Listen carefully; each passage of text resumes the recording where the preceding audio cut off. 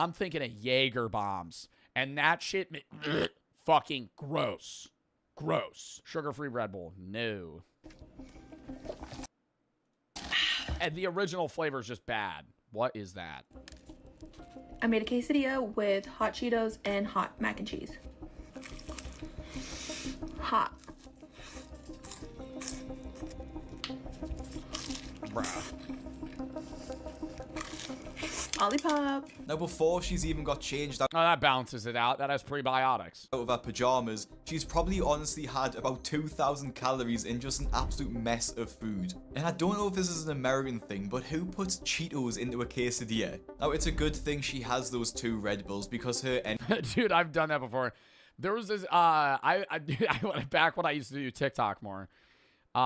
Dude, there was this one time I got home from a bar drunk and I felt unhealthy, so I just ate like 2 raw green bell peppers, and I was like, yeah, that'll probably balance it out. That'll probably balance it out. I had 2,000 calories worth of fucking alcohol. energy levels will Yeah, that'll probably do my stomach right. be absolutely through the floor by the time it gets to dinner time. Red. For dinner, I have some steak and some taters. Yeah, can we eat it? Can we eat it with a fucking fork and a knife, bro? What are we doing? What are we doing? What are we doing? Oh my god.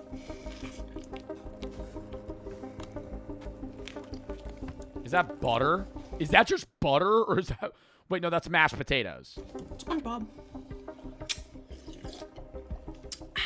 Delicious. Now, is it just me that gets pissed off watching that? It's just the absolute height of gluttony, and it's honestly just gross to watch. And again, the comments are absolutely brutal on this post, with people asking if she's trying to have a stroke, and another even asked if this was a standard American diet. Yup, that's how that's how everybody eats. Now, I know this isn't the standard American diet, but actually 40% of Americans are obese, so it has to be at least... Yeah, but bro, even the average obese American doesn't eat like that. The average obese American just eats like an extra meal of the day that's like ultra processed and unhealthy. Like, I feel like dieting is really hard, but like it's just a matter of cutting out like the shit, right? Like, people just don't eat fucking...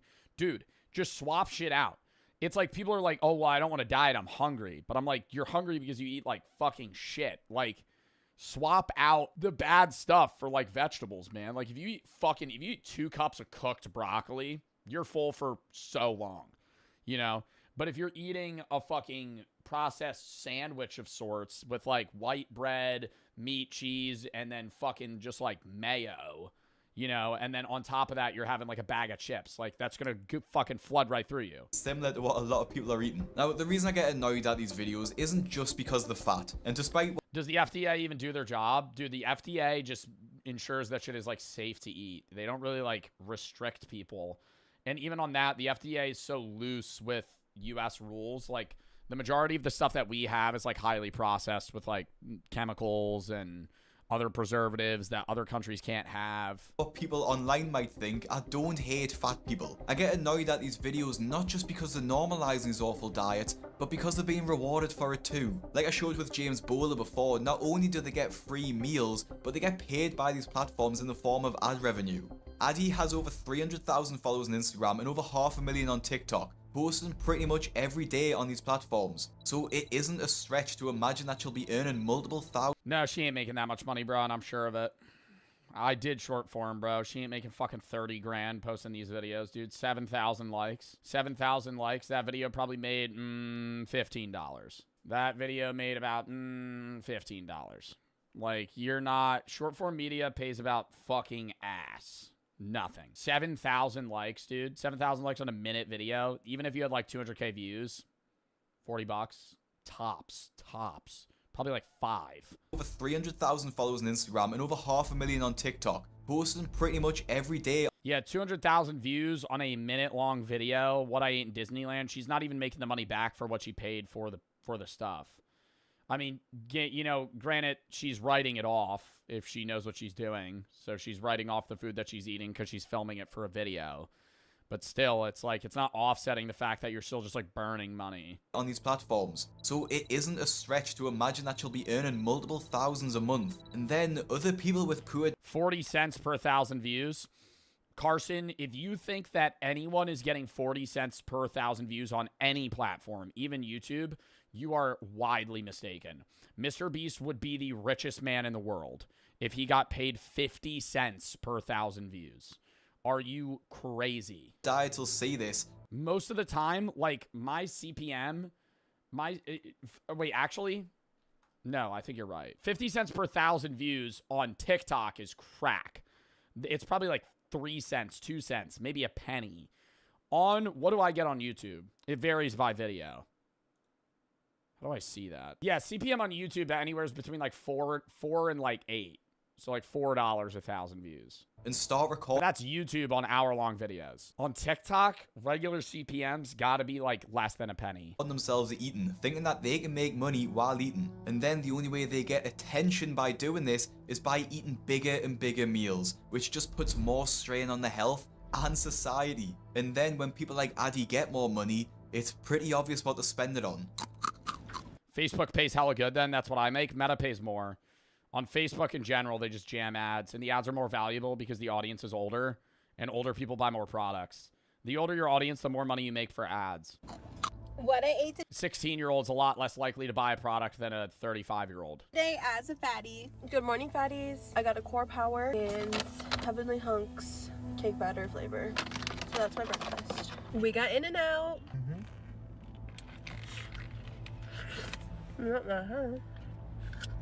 Yo, but who's literally hype as fuck? Like, yo, the In-N-Out videos, the In-N-Out video just released. Oh my god, I can't wait to watch 3 minutes of just straight silence and... Oh my god, you guys. Oh my god, you guys. This triple-decker burger. Oh, it's so good. Like, why would you want to watch that? Bro, the noises make me frustrated. Like slurping. Ew. Ew. That's some shit. Yo, this is the motherfucker that's ordering. Yo, when we did that Doug challenge and a motherfucker ordered Frank's fries at Taco Bell, that looks gross. That looks fucking disgusting. No, actually, if you ever have the money and you want to do some dumbass challenge with your friends, do the Doug challenge. Go, yo, I'll have what the person in front of me ordered. And I guarantee you 8 out of 10 times they're going to order the most gross ass meal. Bro, what happened to a motherfucker ordering just a regular burger? What is that? What is that? What is that pink slop on top of those fries? Those are wet. You're dumb as fuck. That looks so good. Yo, that's the problem with the United States, man. Genuinely. Genuinely. You think that looks good. Dude, those fries look bland as hell. They're covered in cheese sauce and they're wet. They always stick together anyway. Your mother's so old that her breast milk is powdered. You breastfeed like this. We got a hot cocoa beignet and a peppermint candy beignet. Let's taste them. Here's one. Don't like it already. Okay. Okay, hot cocoa. That one's pretty good. Trying a normal beignet, but they've been sitting for like an hour or two, so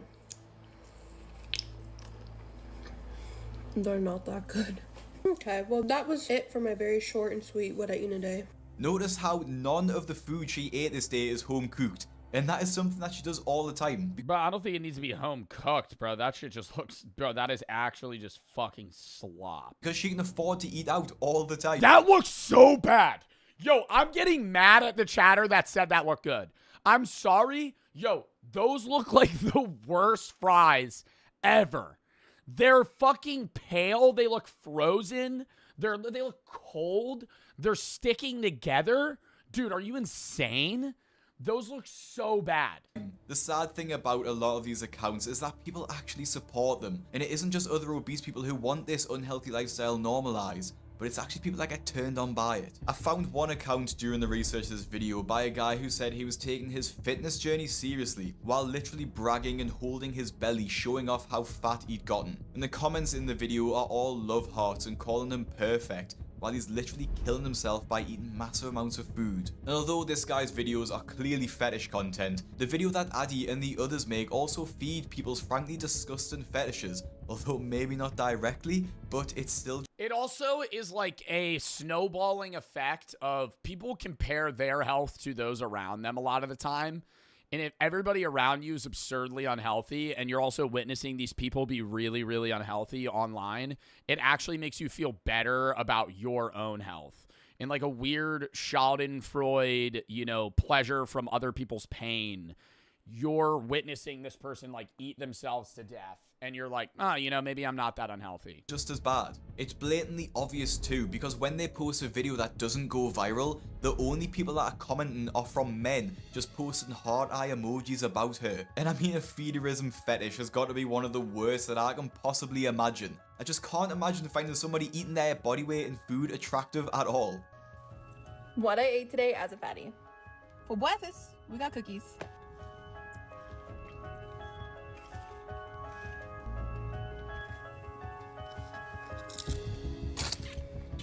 I don't know. I think like the fat phobia of seeing somebody post this and then making fun of their weight isn't what should be said, right? I think a problem with the social media trends today is like when you see this type of stuff, it's like, okay, well, obviously you shouldn't be like, you go girl, you know, eat the 5,000 calories. You at the same time shouldn't make fun of them, right? Because it's like, that's fucking weird, right? But it's like, hey, like, you should probably stop eating like this. You know, like, that this is going to kill you at some point. So good. Pizza. The edges are... Like, in the same sense, bro, like, if I smoke, bro, y'all don't make fun of me, but you're like, that's bad, right? It's bad, right? Smoking causes cancer, right? If I smoke weed, that's bad for me, right? I'll say that. But it's like, there's a difference between, like, being fat phobic and then being like, hey... this is unhealthy. Crispy, but you know, it's a little limp. We're just gonna like fold it up. Like Addy there is just eating donuts and fried chicken for breakfast with what I'm assuming is a full sugar drink. Probably over 1,000 calories in the meal. And people find that attractive? I'm picking on Addy here because she's one of the most popular in the niche. But she doesn't actually have as insane meals as some other people who post their what I eat in a days. Like Heather Ryan does on TikTok.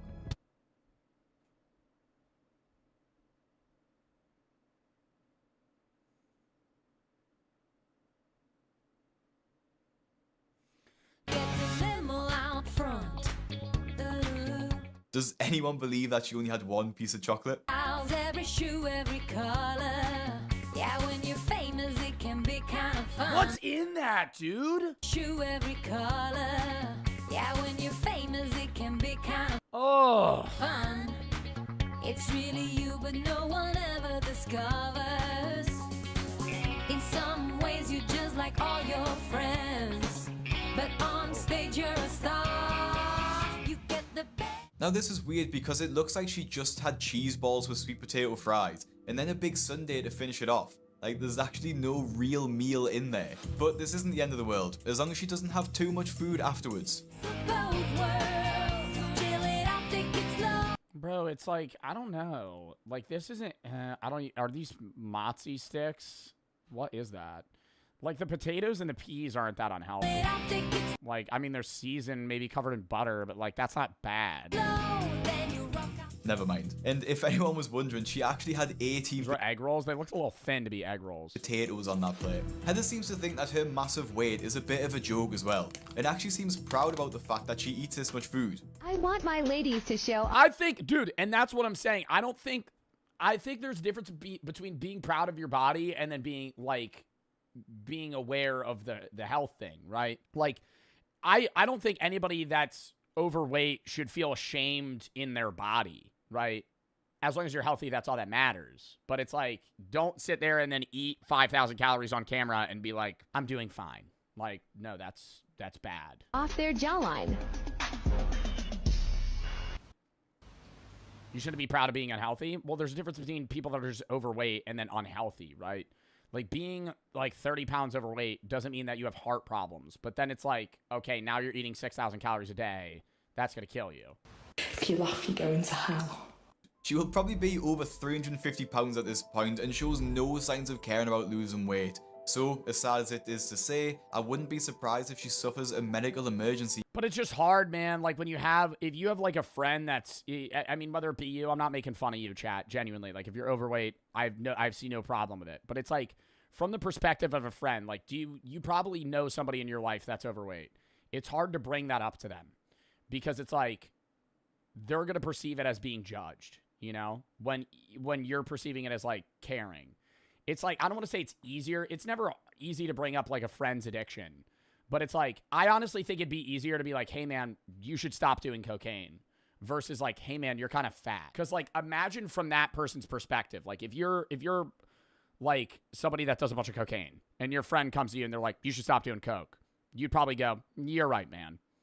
Versus your friend coming up to you and being like, hey man, I'm kind of concerned, you know, you're getting pretty heavy.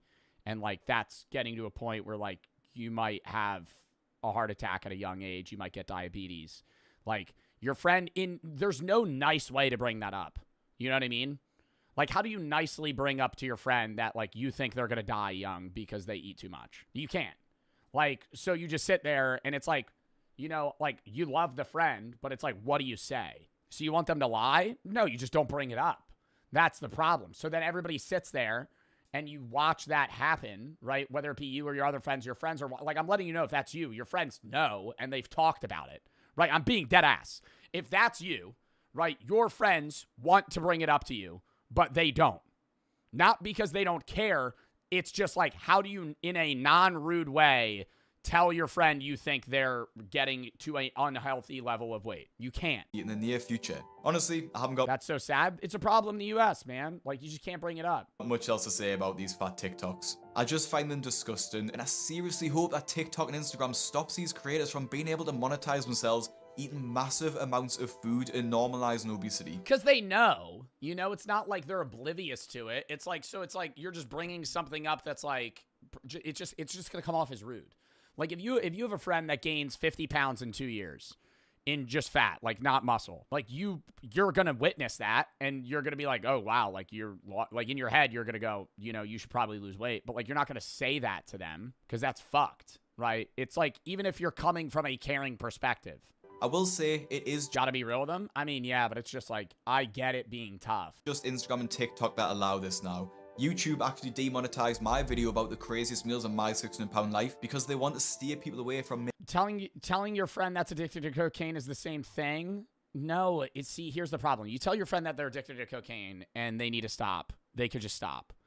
But if you tell your friend that you think they're overweight, then they're going to feel they're going to feel like insecure eating around you. You know what I mean? Like anytime they ever eat unhealthy around you, they're going to feel insecure, right? They're going to feel like you're judging them, right? Even if you're not, right? That's the problem. It's like, if you tell your friend you should stop doing cocaine, he's going to be like, yeah, I should probably stop doing cocaine. And you could judge him when he does coke. You could be like, you shouldn't do that, right? And now imagine you tell your friend, hey man, like I'm getting concerned about like your weight. Like I think you should lose weight. Then you and him go out to eat fucking 3 months from then, and he orders like cheesecake for dessert. In the back of his head, he's going to be like, this guy's judging me. making this type of content. It just means Quitting cocaine isn't that easy. I know, dumbass. I'm saying it's easier to fucking judge somebody for doing coke than it is for fucking eating a cheesecake, okay? I'm saying, like, do you understand the point that I'm trying to make? I'm saying your friend's not going to feel insecure when it like, your friend already knows coke's terrible, right? If you're doing cocaine, you know that's fucking horrible for you. But if you're eating a cheesecake, you could reasonably be like, all right, that's not bad for me. Even if you're like on a diet, right? People that are losing weight still eat bad here and there, right? You're giving yourself a cheat meal, right?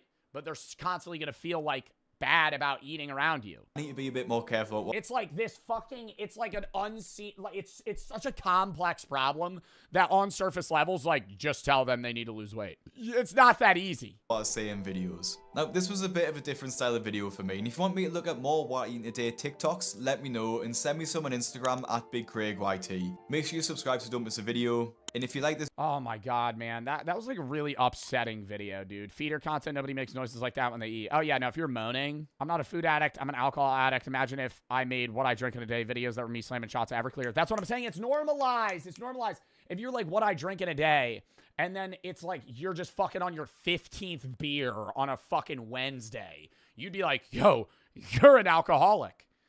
Like, that would be like, you're like, dude, you're killing yourself. Like, this is bad. Right? But with food, it's like it's such an obscure problem because you need to eat. And people, everyone eats like shit. Right? It's just the level and consistency of shit people eat that skews the numbers. And then it's like, okay, well, what do you say?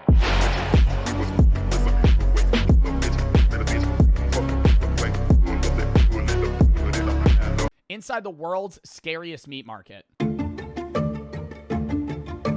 Is that real?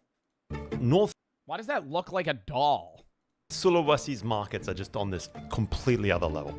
People call it Asia's most extreme market for a reason. This is like the final boss of extreme food culture. I've never seen anything quite like it. This is pure amount of madness. Even Indonesians from outside this... I feel like I'm not really... Okay, I've never eaten a bat before. Would I try it? Yeah. I would try a bat, but like I feel like in a crazy exotic meat market would be like some shit that's poisonous. If they were selling like Fuji or whatever it is, like fucking puffer fish, no, not getting that. That's how you get COVID? Dude, then I'd be patient zero. Downright terrified of this place. It is Fugu, not Fuji. known to have everything you That was just a duck. can imagine. Cats, dogs, rats, pythons, and endless numbers of bats. All right, hard pivoting what, yeah, okay. I gotta be honest, guys. I don't know if any of this ever makes it on. Would you eat a dog? No. I'd eat a guinea pig. I would never eat a dog. I'd never eat a dog or a cat. I think that it's, obviously it's like different culturally how you view that animal, but I truly believe that like dogs and cats are basically bred to be human companions rather than food, so I don't think it even makes, not even just moral, but like logical sense to eat a dog. Would you eat a horse? I would try a horse. They serve, when I was in Iceland, I can't eat a horse, because I have alpha-gal. Anyways, I would try one, though, if I could. But, yeah, they have horse in Iceland. That was, like, a big thing on one of I went to, like, a big steakhouse, and they had they had steak, they had whale, they had horse, and then puffin. And I was like, wow, I'm not going to try that. And I wish I kind of did, because now I can't. Whale? Yeah, I feel like I wouldn't like whale. I don't think I would like eating whale. Puffin probably would just taste like chicken, and I would bet that horse just tastes like steak. YouTube. And what I would bet horse tastes like steak. appeals to me Like is that word for word. this isn't about some kind of crazy shock value. It's not some weird medical claim that's driving the appeal. It's not novelty for tourists. It's none of that. This is what people eat here for Christmas dinner. In Tomahon, for Christmas, you Oh, is this like festivity? Like this is like where people splurge. eat like bat. Yeah, we do. Like that's the specialty. Correct. And what outsiders see as just completely insane, as extreme, is just everyday Minahasan culture. It's part of the tradition here that just never really modernized. So why does this still exist? The wing is the best. I mean, isn't it becoming more and more outlawed to eat like what would be considered Western pets in Eastern countries? Like, I feel like I've seen a lot of shit where it's like becoming more and more, I guess, normalized to just like not like, hey, don't eat that. Like, I know that's obviously a stereotype too, of like Asian people, which is just racist. But I'm pretty sure that's like in most Asian countries, that's like not even really a thing. That's crazy. It's the best bit. Yeah. In my family, everybody will just like, fights for the wings. Yeah, no kidding. Here's my plan.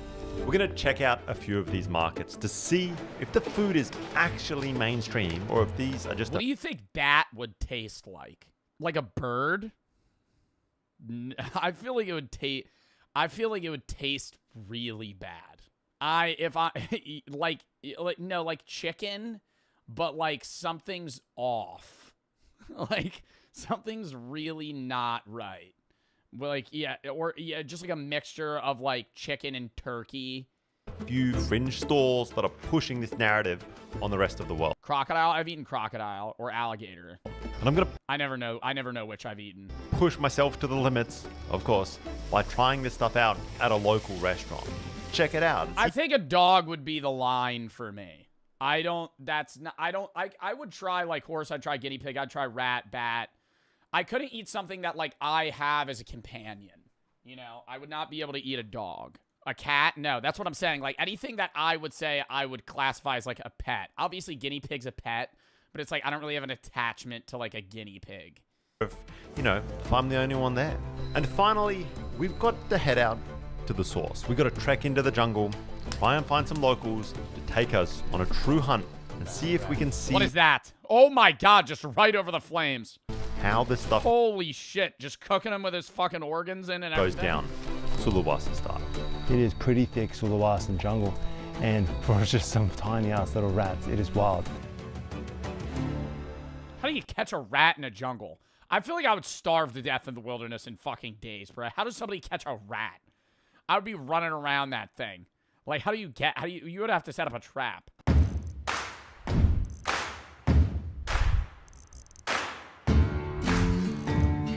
Raccoons are becoming domesticated. I would love to own a raccoon. They're little bandits. Wait, where is this? Sulawesi. Have never seen this on GeoGuessr. In Indonesia. I never guessed that island. See the side of the road, bat vendor. Just like, Oh my god, I could tell you right now, if you fucking spawn me on this goddamn road, I'm going Jakarta. If you spawn me on this road, in GeoGuessr, I'm going, that looks like English, but I can't understand any of it. There's no special characters. It just looks like I'm reading gibberish. That's how you know that you're in Indonesia. Because it's like, okay, Babi Utang, Patolo, I don't know what I'm reading. my kind of jam, you know? Just roadside, retailing bats. Boar, python, bats, frogs. Well, Ooh, I'd eat frog, no problem. They're skewered on sticks like some kind of popsicle from hell. what an entrance to a market. We didn't even get there yet. We just saw this roadside guy just hanging out here. I have bat blood dripping all over my hands, but if you ask me, that is a good start to the morning. Let's go.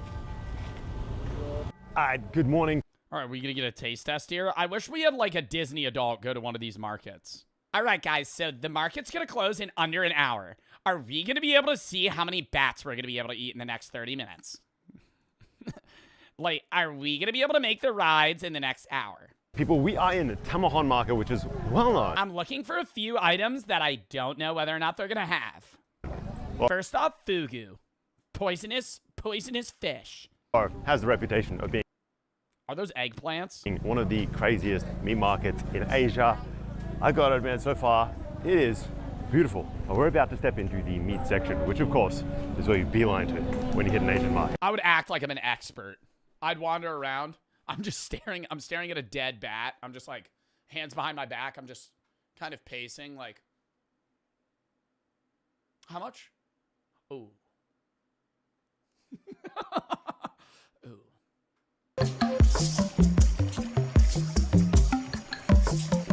Crazy. Woo. That did not take long. As soon Yeah, I'm happy he blurred that. as we hit the corner of the market, there are some blackened out roasting dogs. There's pigs everywhere. There's a dude carrying around a tray of, is that rats or squirrels? That's rats? Oh my god. Do you think they're seasoned? Wow. Bro, like I could not, like I'm not,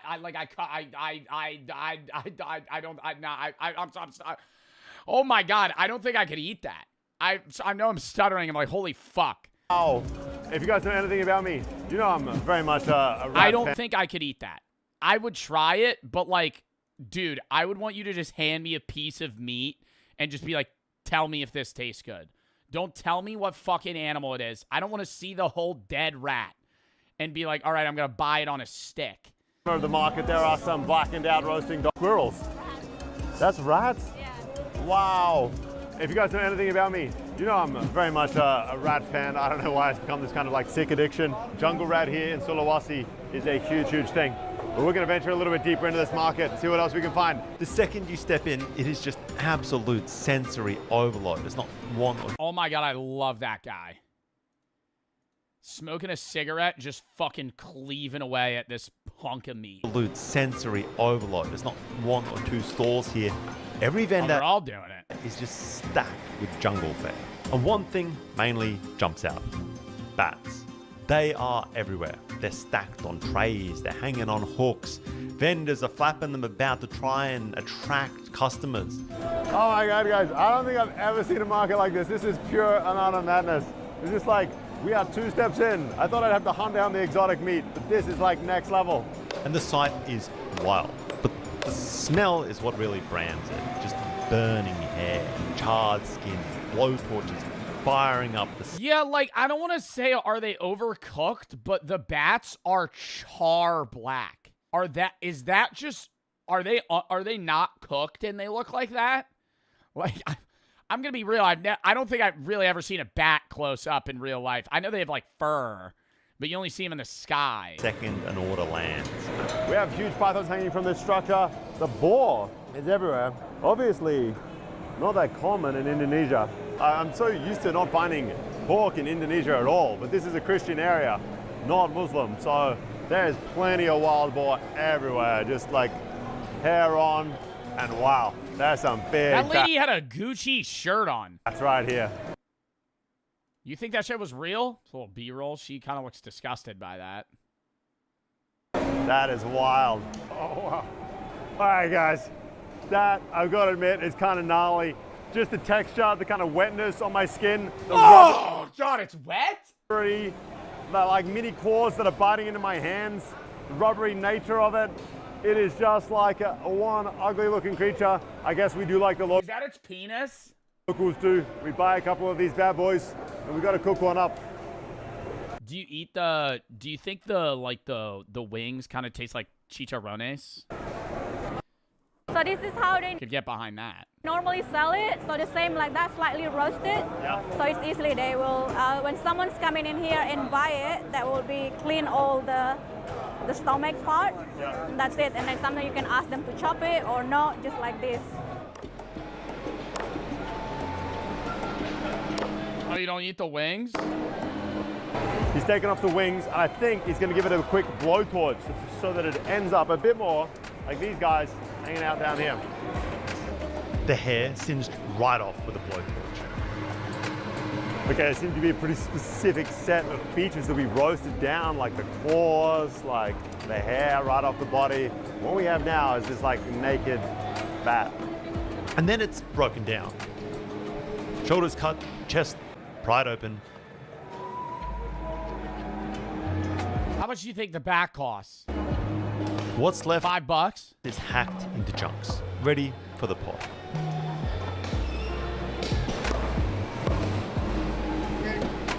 We have this kind of... Bro, I'm eating right now. I could eat watching this, no problem. I never understand that shit.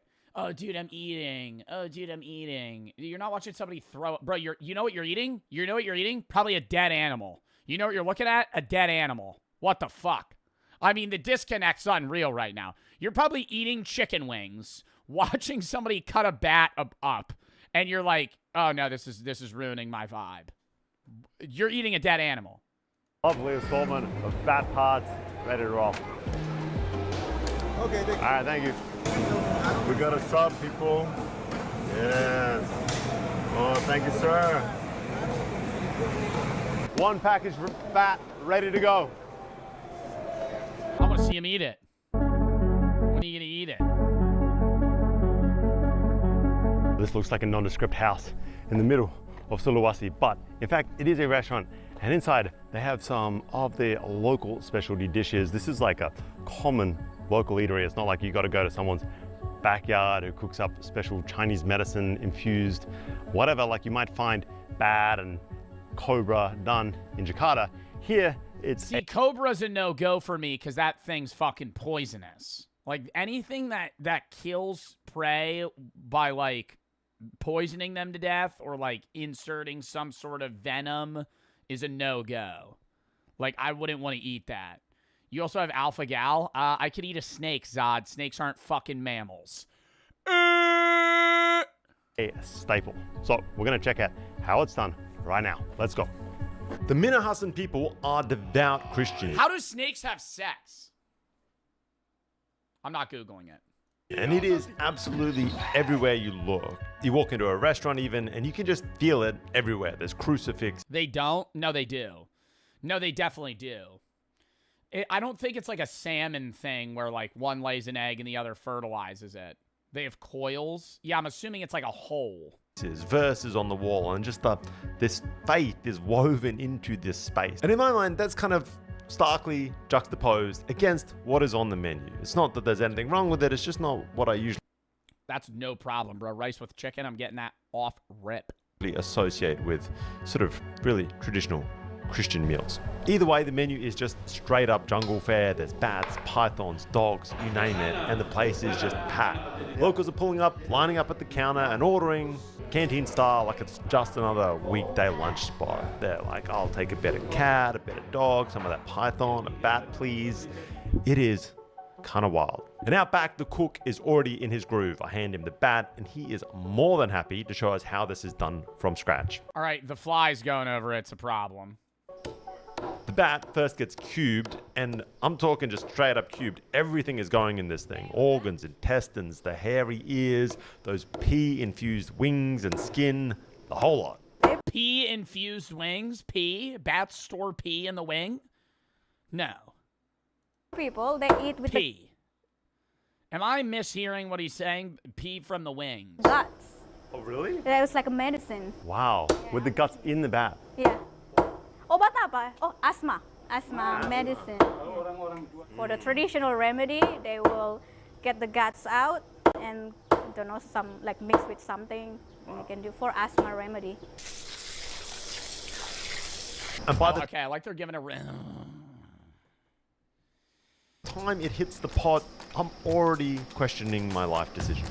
It looks kind of wild to me. I'm not I would be like, make that shit extra well done. I want it to be like char. gonna lie. I thought the bat wouldn't be that bad, but I think it's kind of like, it is pretty challenging with like all the guts and the organs and everything in there. Yeah, honestly, I don't think the bat's the problem. It's that it's eating, like he's cooking everything. If it was just like, oh, we're gonna take some of the meat. After a good 20 minutes or so of boiling, the bat is then set aside, but the wok water, notably, is saved. The broth, Yeah. they will drink it. So that's how they keep strong or maybe healthy, just like traditional medicines, apparently. The wok is then refilled with oil, and the cooking shifts gears. We're gonna add some lemongrass, garlic, huge spoonfuls of chilies, shallots, ground turmeric, and then, of course, the bat. And on top of all of Hey, they're kind of saving it. They're kind of saving this right now. It kind of looks disgusting still, but like what they're adding, maybe I'd give it a try. this, he pours back in that leftover broth, that rendered down stank, just to add a little bit. I need to smell this. Can YouTube implement a system where there's like some tube that just emits whatever this smell is? That would be if it smelled rancid, I would throw up. But if it smelled like chilies, I'd probably be able to eat it. More funk to this water. I'm not looking forward to this bat anywhere near as much as I was the python. I don't even know if you guys saw the python. Might be a different episode. We're then going to hit this with some pretty intense heat. Just basically stir fry it up. Just like that, we have one bat cooked up Minahasan style, ready to serve. It looks gross. If I'm being like to me, like that's an intestine or something there. I wouldn't want to eat it. But like I'm not judging anybody that would. I just think that I would not enjoy that.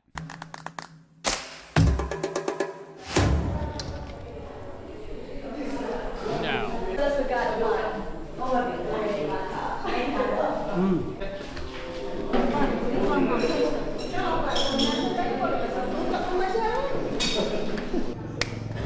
Hi guys, we have here a giant bowl of sliced and diced up bat.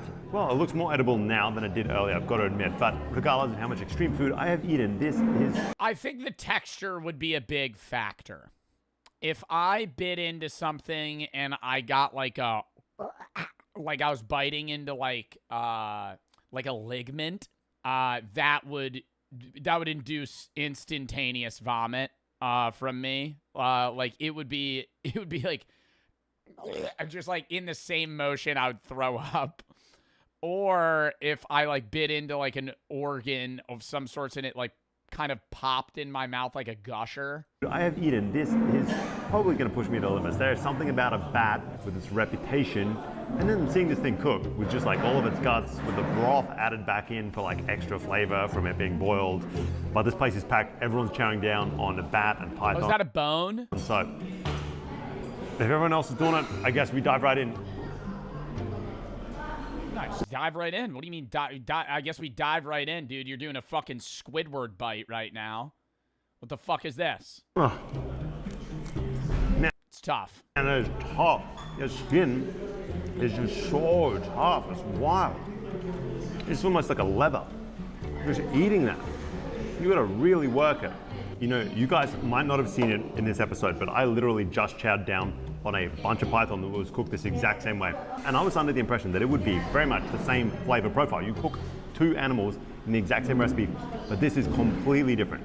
This texture of a frog, it is just the craziest, oddest creature. There is nothing like this. That is for damn sure. It's got a bunch of this black skin. Oh, there's hair on it. Oh, I don't know if I can do the hair. That is, wow. Look at that. Sorry guys, I draw the line at the hair. That is bonkers. You gotta really work this thing to get at this meat. And I thought this would almost be rat-like. Well, let me tell you, this is so much of a leaner animal than a rat. The organs were placed in here with this as well. And that is clearly like a kidney or a liver. And he said this cures asthma. Now, I don't have asthma, but it's put in there for people to eat. We're gonna chow down. Sort of powdery. That's almost better than the meat. Like, so Honestly, I'd probably rather eat that. I would probably rather eat. No. I know I had a kind of like a guttural reaction when I saw it, but I would rather eat that because I feel like it would be more akin to like something that I've eaten already versus like just the weird bony bit that's covered in like tough skin. You eat it? The wing? And why'd they cut off the wings and fucking get rid of them? Wow. It's like lots of people, that's most favorite part, the wings. I think what we have here is like an elbow, you know what I mean? The middle of that middle knuckle of a bat wing. And this is apparently the prize bit. So we're gonna try it. Here we go, guys.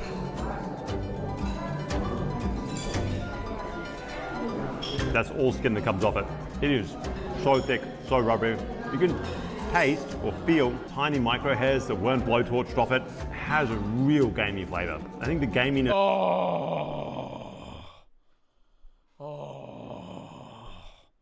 See, that's what I would be fearful of. I bet like raw that with all the seasoning stuff probably smells fine. See, no, the gaminess is a no-go. So this is what is kind of throwing me off. A really, really difficult flavor to handle. Let me tell you. Whoa. Oh, I don't know if I can do that. That is tough. No. Oh, and he's being so respectful, though. Not for me, guys. Let me tell you. Like, if this was like, they just pull a guy off the side of the street, they're like, yo, try this. Some dude from, like, London. Yo, try this. He'd be like, oh. I think texture is the bigger thing for me than taste. I think the gaminess I could probably get past. I think having to bite into it and yank it and then, like, chew it and it's kind of like gummy, no. Now,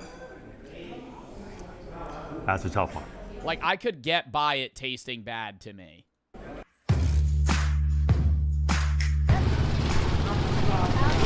All right, market number 2, people. What's this market, Nita? Langawan Market. Oh, God, there's another market. What are they going to fucking sell at this one? A little bit outside of Tomahawk.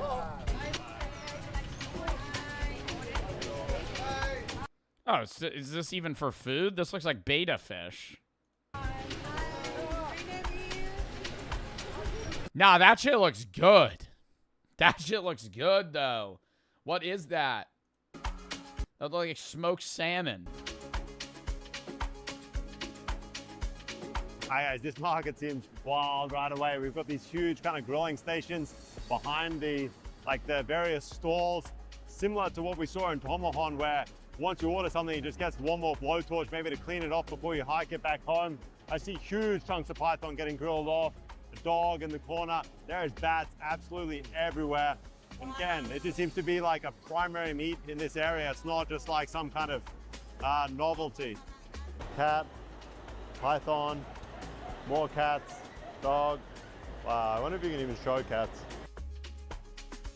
Guys, these pigs, these long-nosed pigs, is just wild, right?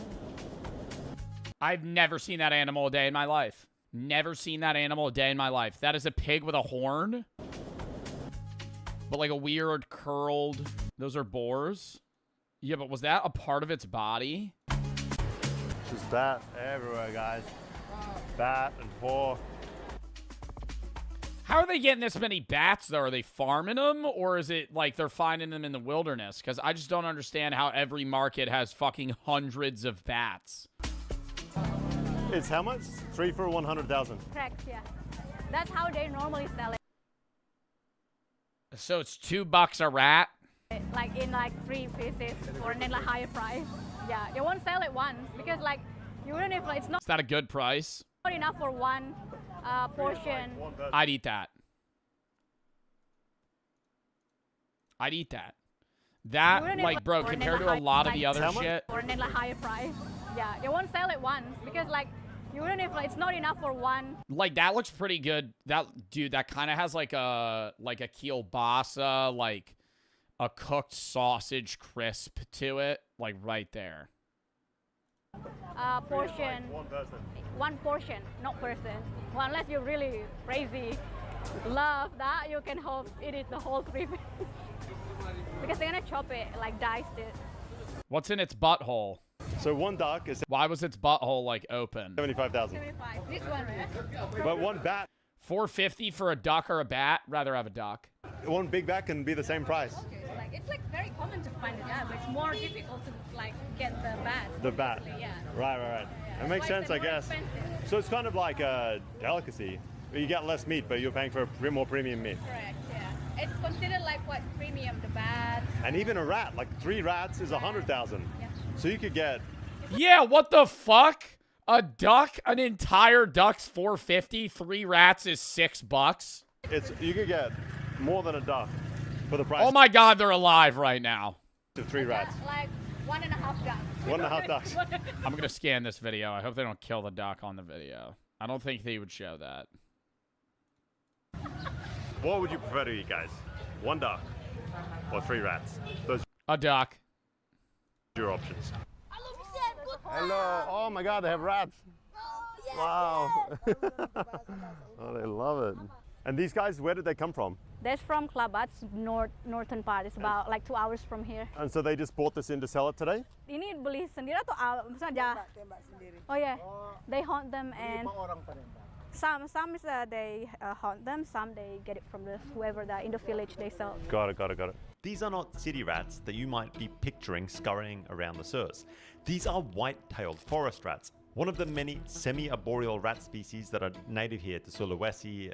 I didn't really know what that meant either. It's kind of like they spend a lot of their time at night in the trees, and then they burrow back down into the dirt during the day. And they are hunted all over Sulawesi. Here... Yo, he's got thermal vision. This motherfucker's a sniper in the woods right now.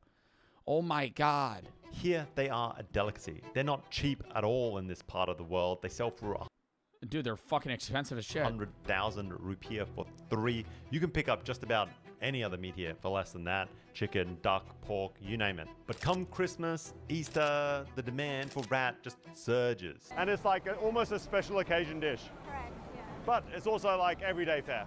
You can be an everyday fare whenever because it's like one of the only places in North Sulawesi that has selling all these kind of things. But no turkeys. No what? Turkey? We don't even know what turkeys is.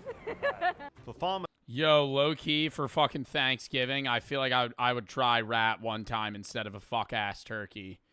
Just a whole fucking turkey, dude. Just fucking dripping.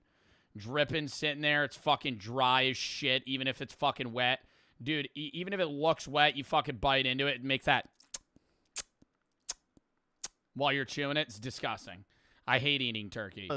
They're also thieves. These things raid the crops. They get into the cacao, the coconuts. Oh, so it's good they're killing them too. So hunting them becomes this kind of strange overlap. It's part pest control, it's protein, and it's a cash source wrapped all in one. And apparently they are hunted in every way you can imagine. Shotguns, air rifles, snares, dogs. It is just all fair game. Shotgun? I feel like you're fucking blowing that thing into red mist if you shoot a fucking rat with a 12 gauge. In the middle of the night, Shin wakes up from his sleep. He hears voices from the kitchen. His brother is talking about escape. His mother seems to support him. Shin's first instinct, he has to report this. Oh my god. Dude, having to rat on your own family, they'll die. Holy shit. Like, I was thinking it in the sense of like, oh, you just see some guy at like your work doing that. Like your own you would have to fucking snitch on your own family. And because, and it's not even snitch on them and like, oh, they'll just get punished. No, they're going to get shot in the head in front of you. And then you'll be like, not even really rewarded. It's just like, okay, you're not going to die. He goes to a nearby dorm room and wakes a friend to ask for advice. The friend urges Shin to tell the guards. They go to the school's night guard on duty and report the escape plot. Wow. Shin also signs a false police statement, claiming he saw his mother and brother commit murder.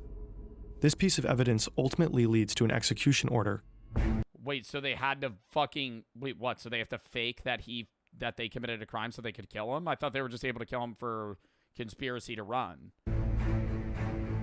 The guards take Shin to an execution site next to the Taedong River. Why are they taking him there? I wouldn't want to go see that. A crowd has gathered to watch. They drag out his mother and his brother. They're killed in front of Shin's eyes.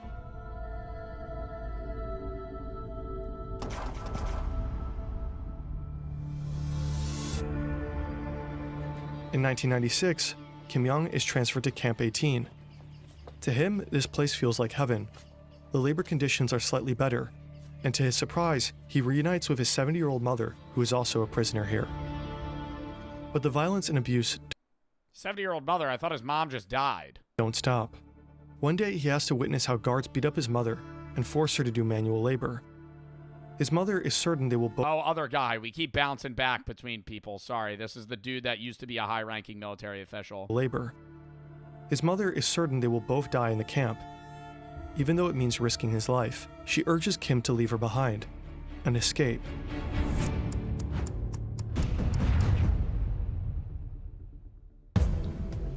Escaping from a North Korean death camp is almost impossible.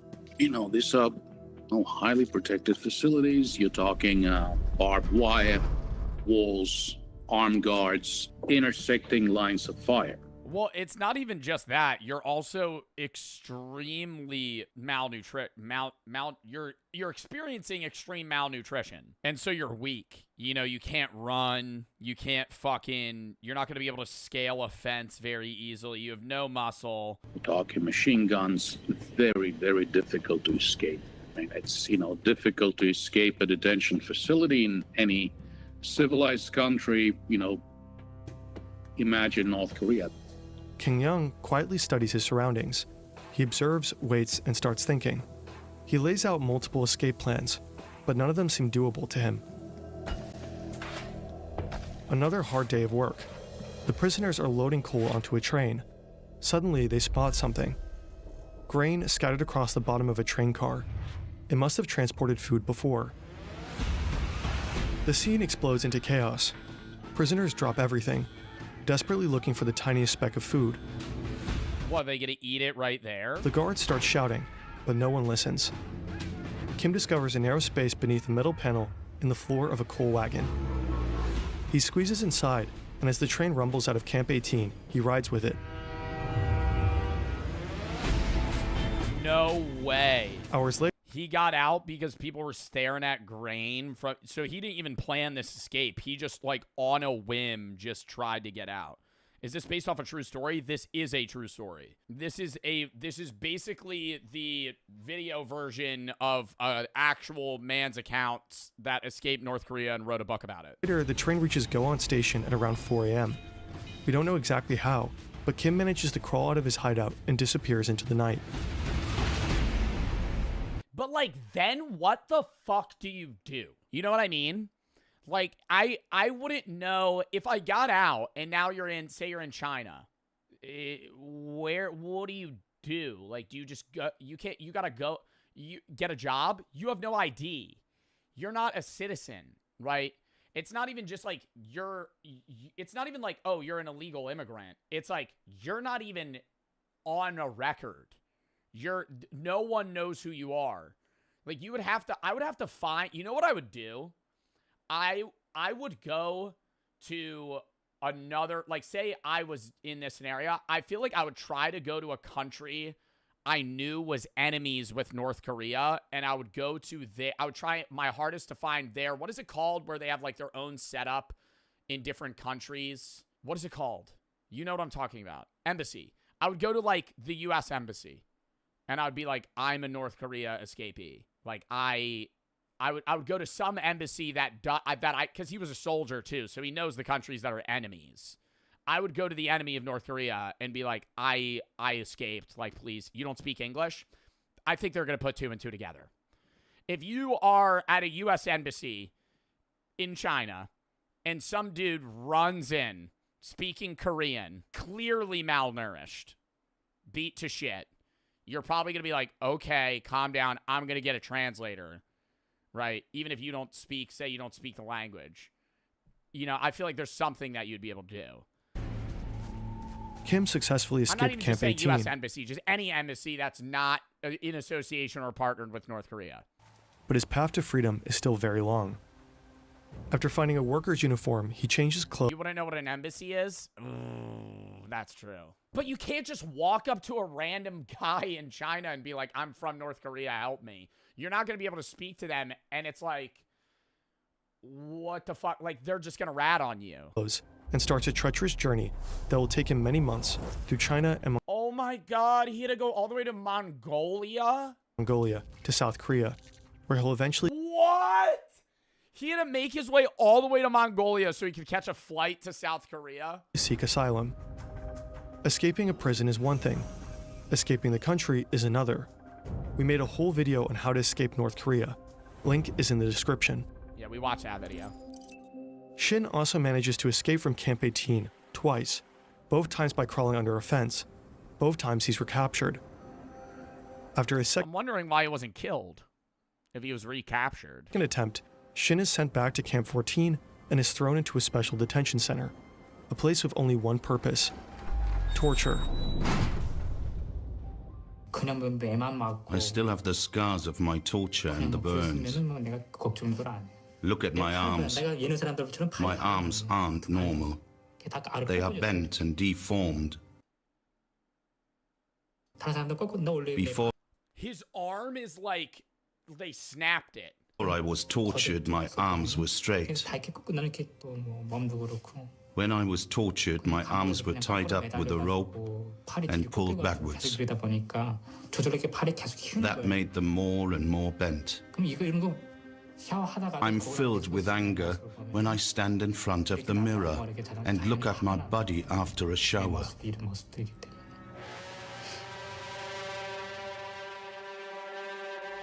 After 4 weeks of torture, he's thrown into a pitch-black cell. No windows and barely enough space to lie down. There he'll spend the next 6 months. After his release, Shin is thrown back to the general prison population. He has to work in the coal mine, the farm fields, and eventually in a garment factory. This is where he meets Park Young-chul, a man unlike anyone Shin has ever seen. Born into an elite family, Park once held a prestigious job and had seen the world beyond North Korea's borders. What? So he left North Korea? By then, Shin already knows he's on the execution list. With Park at his side, he begins planning what will be Shin's third and final escape. Shin and Park are assigned to do some woodwork up in the mountains, along with some prisoners. They're chopping wood near the outer fence. The camp's fence is around 10 feet high. And how many guards do you think they got for, like, a group of people? Because part of me's thinking, like, you could just rush those motherfuckers, you know? Lined with high-voltage barbed wire. I feel like, bro, if you got a group of 10 people, they probably got, like, 3 guards. And they're all holding machine guns or rifles. The next guard tower is a quarter of a mile away. Shin watches. Some people would die. Yeah, well, realistically, they probably have enough guards where all of them would die, so they can't revolt. But I'm thinking, like, if you had 2 guards and 10 people, you could realistically try, like, knowing 8 of you are going to die, but, like, 2 of you are going to be able to overpower them and live, and then you just steal their shit. The patrols. There are long gaps between them where no guard is close enough to spot the 2. The plan is simple. Wait until dusk so that their footprints can't easily be traced in the snow. They slip through the high-voltage wires without touching them. Risky maneuver. As the sun sets, Shin and Park move closer to the fence. They hack branches, pretending to stack wood. Nobody notices them. Park hesitates. Shin's heart races. He grabs Park's hand and they run. Shin slips. Park reaches the fence before him. He tries to squeeze his head between the 2 lowest wires and hits one of them. Park's body is not moving. The bottom wire bends under his weight, creating a narrow gap. Oh my god, and you just leave him. Oh my god, you just leave him. Shin crawls over Park's You have to. body. He's almost past the fence when his legs slip, hitting one of the wires. The voltage tears through him. His pants char. His skin burns from ankle to knee. It's that fucking high of voltage. Did it kill him? But somehow he makes it through. No! Okay. Park's body lies dead on the fence. Shin runs without looking back. Oh, because he got hit in the head. For 2 hours straight until he realizes that he made it.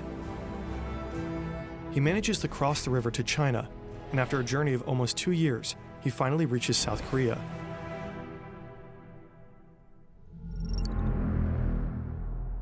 These are all the prison camps that are most likely active in North Korea today. According to Greg Scarlatoiu, Like right now. Like right now. I know time difference, like it's 7 p. Time difference, what time is it in North Korea? It's 8 a.m. There's people in North Korea right now in camps that are like doing slave labor.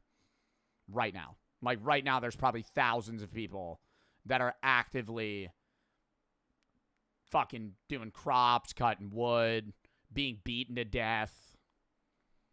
Fuck, man. the camps are changing, and not for the better. Camps near the border have reportedly been moved further inland, likely to make escape even harder. And some new internal perimeters have appeared, possibly to isolate high-value prisoners. The third development in terms of infrastructure, evolution and development has been the creation of watchtowers and what appears to be intersecting lines of fire around the camps that would be meant to basically exterminate those who attempt to leave those camps. For some camps, evidence is even scarcer. There's one camp that we know very little about, and that's Camp 16, 1-6.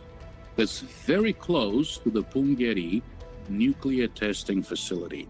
And I have spoken with the South Korean nuclear scientists who said, look, we don't believe that prisoners are used in digging those tunnels for the nuclear tests, but it is very likely that they will be, used and abused while cleaning up after those nuclear tests. The Oh my God, what? And then they're gonna like die of radiation. HRNK estimates that up to 120,000 people in these camps. people are currently held in North Korean prison camps. In fact, as a viewer of this video, you might know more about them than most North Koreans ever will. We have to remember that these people are being tortured and maimed today. They were tortured and maimed yesterday, and the same will happen tomorrow. So, I think it's a matter of moral, ethical, religious, and political obligation to continue to maintain our interest in these issues. This is Shin today. He gradually adjusted to a life in society and became a public speaker and advocate for human rights in North Korea. In 2015, Shin Dong-hyuk retracted parts of his story and admitted to changing certain key details in Escape from Camp 14. The book's author published a detailed statement outlining every change Shin had made. According to Shin, some memories were simply too painful and others too shameful to share truthfully at the time. This is wow. So it's not even like he made it seem worse. He made it seem better than it was. Like one of the edits it showed was that he hated his brother. And so it was easier for him to rat on him. is a common reaction for victims of torture, who often cope by suppressing or distorting their accounts of what really happened. Greg Scarlatoiu and others believe Shin's changes don't alter the fundamental truth of his reports. Was Shin Dong-hyuk a political prisoner? Yes, 100%. Okay, he spent some time both at Camp 14 and Camp 18, right across the river. Did he witness the execution of his mother and brother? Yes, he did. So the fundamental elements of Shin Dong-hyuk's story did not change. Shin bears the Yeah, it's like small little additions to each part of the story. scars, physical and psychological. I just don't know how you could physically live a regular life after that. You know what I mean? Like they're very like advocative and they do public speaking work, but it's like always in the back of your mind, you're going to be like, people I knew are in that camp right now. Like, you escaped and now you could live in South Korea, but it's like, you know, there's over 100,000 people that are there still, and they're just never going to get out. Wow. That's a sad video, but I'm glad we watched it. All right, count me down 30 seconds. Sean, I got to piss, then we're going to hop in. That what they're doing is wrong. Like, that's how he knows. Because he's going, we're putting people in camps. We don't want them to know that we keep our people in camps. So we're going to do guided North Korea tours to make it seem like our country's amazing so people don't attack us more. Like, what the fuck? Over around 150. Israel's just as evil? Well, what's going on in Israel is also fucking insane with Netanyahu and the bombing of fucking Palestinians and shit, and they fucking bomb, you know, hospitals and stuff. And people always get mad in return and be like, well, Hamas is under the hospital. You know nothing about that, Joe. Oh, my fucking God. So, oh, yeah, no, it's okay to bomb innocent civilians then. Yeah, it's a tough situation if that's true. Okay, but that doesn't mean you just fucking go right for the hospital. Well, the U.S. did it in fucking in the fucking war in the Middle East. That doesn't make it okay. 153,000 kilometers squared. Can you guys visualize that? If you hit me with that number, I have no idea how big that is. Square kilometers. Like, how big is that? How big is 153 square kilometers? Like, what's 5 square kilometers? Like, what's like a block? What's like a New York block? Almost 3 times the size of Manhattan. Okay. It is secured by There we go. So it's huge. a 60-kilometer fence, patrol paths, barracks, guard posts, and checkpoints. The whole area stretches from river valleys to mountain peaks. The wilderness and the Taedong River Do they have an estimated amount of how many people are in this camp? act as a natural barrier, an immense obstacle course separating the facility from the outside world. Little villages are scattered across the vast area, containing housing and working units. These are sprawling facilities. They're very large facilities.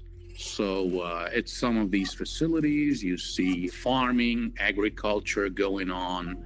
You see some of these facilities that are adjacent to coal mines or other types of mineral exploitation. And it also has a school. I'm thinking that do you think these camps fund like a large portion of like North Korea's money? Like, I wonder if there was like a pie graph or a pie chart, what percentage funds what? Because they don't really have a lot of opportunity for trade. Most countries don't fuck with North Korea for very obvious reasons. And they don't trade with them. And so all of their wealth has to come from in-house. And so I feel like to keep their country propped up, like the camp kind of runs that. Because they don't pay any of these workers. They just do basically slave labor. City. And it also has a school. This is where Shin goes every day. His teacher wears a guard's uniform, carries a weapon. They export a lot of minerals and coal. Yeah, but I mean, that's not like hyper valuable. Like, that's not gonna, like, their nation, even the best parts of North Korea are like very bad. Like, they don't have nice stuff. And teaches obedience above all else. Camp rules are brutal. There are 10 of them. Even the smallest violation can lead to execution. Shin memorizes them all. Rule 1. Wait, what? Execution. Shin memorizes them all. I think it's more insane to me, too. Like, even on the levels of, like, them having these concentration camps, like, killing an adult for fucking up a rule versus like a born in camp child beating them to death in front of their fellow students because they stole 5 grains of fucking wheat. Rule 1. Any witness to an attempted escape who fails to report it will be shot immediately. Wow. Rule 3. Anyone who steals or conceals any foodstuffs will be shot immediately. Rule 5. Anyone who holds or hides a fugitive's possessions, conspires with him, or fails to report him will be shot immediately. The guards enforce the rules without mercy. 내가 총을 꾸며서 뭐 쏘거나 해도 I didn't feel the slightest bit guilty, even though I killed so 가책을 often there. 느끼지 않았어. 일반적으로 우리는 그때 쏘도 나라를 지키. We thought it was the right thing to do to protect our country. So are these people just brainwashed? Yeah, I didn't feel bad. I was killing 5-year-olds. They stole rice. They stole food. That's bad for the country. Yeah, because that one kid stealing 5 grains of fucking wheat's gonna topple down North Korea from the bottom up. 지키기 위해서 내가 한 일이기 때문에. 그 수용소에는. It really does bring up that hard question of like, are the soldiers responsible for things that the nation tells them to do? And I mean, that's ongoing today. It was in World War II with Germany. It was in Japan. It was in the US. It was everywhere where it's like, you're being commanded to do this. While you're not entirely responsible, it's like, you're still making the wherewithal decision to be like, yeah, I'm going to like kill these kids. 그 들어오게 되면 사람이 아니에요. 사람이 아니고 그 뭐 내 마음대로 해도 돼요. 그 안에 사람은 사람이 아니에요. 사람이 아니고 그 뭐 내 마음대로 해도 돼요. 그 안에 사람은. And that's what's fucked is it's like, I think there's like a line they cross where that's how they deal with it in the most fucked up way.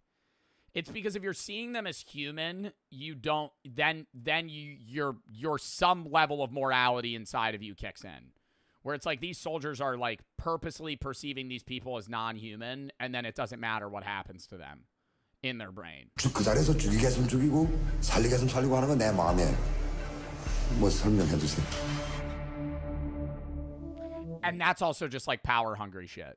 I think people feed off that. If you're like growing up a soldier, especially in North Korea, where you've also probably grown up in a pretty shitty life, now you're giving power over others, right? Where like the power that's been inflicted, it's like a very hyper evolved version of like what's happening to you, you inflict onto others. What did he say? He was saying he had the power to kill or not kill anybody. It was entirely up to him. Across North Korea, there are different Like he probably liked that. types of detention facilities. The worst of them are called Kwanliso. Camp 14 is one of them. It's also called a total control zone. People never get out of those. You know, they just waste away.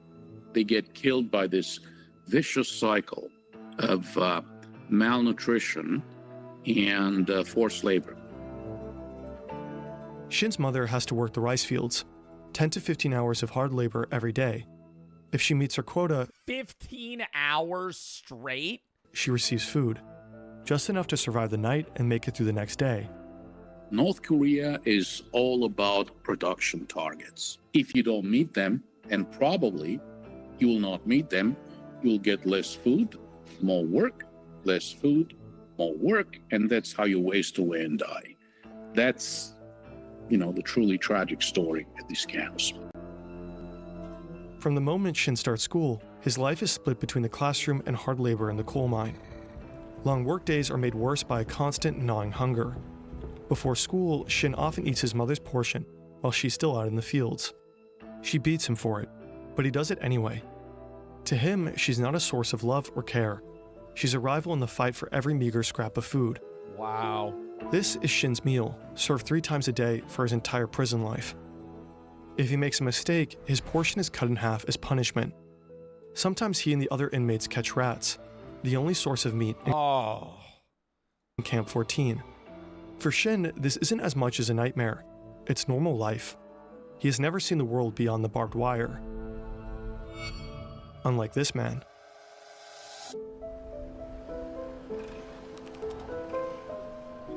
Kim Young is in his mid-40s when he's brought to Camp 14. He knows the world outside very well. In fact, he was a high-ranking military officer and vice president of a state-owned company. In his former life, he enjoyed culture, a chauffeur, and all the benefits of being a government employee. Now he's also forced to work in the coal mines. Kim didn't break any laws to get here. His parents did. That's what's fucked, because that's how dictatorships work, because you have to bend. You can't just be an all, you can't be an all-ruling dictator without people below you. And that's like, it's the rule. There's a video that I want to watch called The Rules of the Ruler as well, where it kind of dives into that. But it's like, if you're a dictator, you have to please all 4 people below you that run different areas of your government. And those 4 people have to please the 5 people below them, right? And at some point, you don't have to please people anymore because they just have to bend to your power. But you have to keep people in power happy, otherwise they will turn on you. So that's why Kim Jong-un never gets turned on, because he keeps the people right below him happy, because they lived a shitty life. He brought them out of it and said, hey, if you just follow my rules and do what I do, you'll have power, you'll have a chauffeur, you'll have a mansion, you'll have a nice wife, you'll have this and this and this and this and food and cigarettes and weed and fucking whatever the fuck they want, right? And they'll go, okay. And so they'll just do whatever he says. Kim didn't break any laws to get here. His parents did. In North Korea, this form of collective punishment is called yunjoje. Wow. Guilt by association. Up to 3 generations can be punished for crimes of family members. When Kim was a child, his father and brother were accused of spying for the United States, enough to execute them. After that, Kim was brought to an orphanage under a new name. It took more than 40 years until someone found out about his true heritage. Even Kim himself wasn't aware of the supposed crimes his family allegedly committed. And that's insane. He didn't even know. He didn't even know. Oh, sorry. No, now you're going to fucking get stripped of everything. There's absolutely no judicial process. This is extrajudicial punishment. They'll just, take you away in the middle of the night, together with your family members. You just disappear. That's how it goes. 개나직 잡아가는 건 없어요. 다 밤에 그냥 원래 그냥 어느 순간에 와서 싹 다 쓸어 가고. Without the neighbors noticing. So one day you're just living your life like in whatever, if you're in the city in North Korea or wherever, and then the next day your neighbor just disappears. Wow, and then you just don't talk about it. And it's just like, but it's just unspoken. It's like, oh, he disappeared. We know where he is. 정치범 수용소에 가서도 그 가족들은 우리가 뭘 잘못해서 왔는지 그걸 모른다는 거죠. Fear is the most powerful tool for prison guards to keep inmates in line. During Kim's time in Camp 14, a total of 25 inmates are executed. One day, he witnesses a fellow prisoner being killed for collecting chestnuts that had fallen from a tree. Chestnuts that had fallen from a tree. Were they even being used? Spends most of his days underground. Hours and hours of endless work with no sunlight and no mercy. Kim struggles.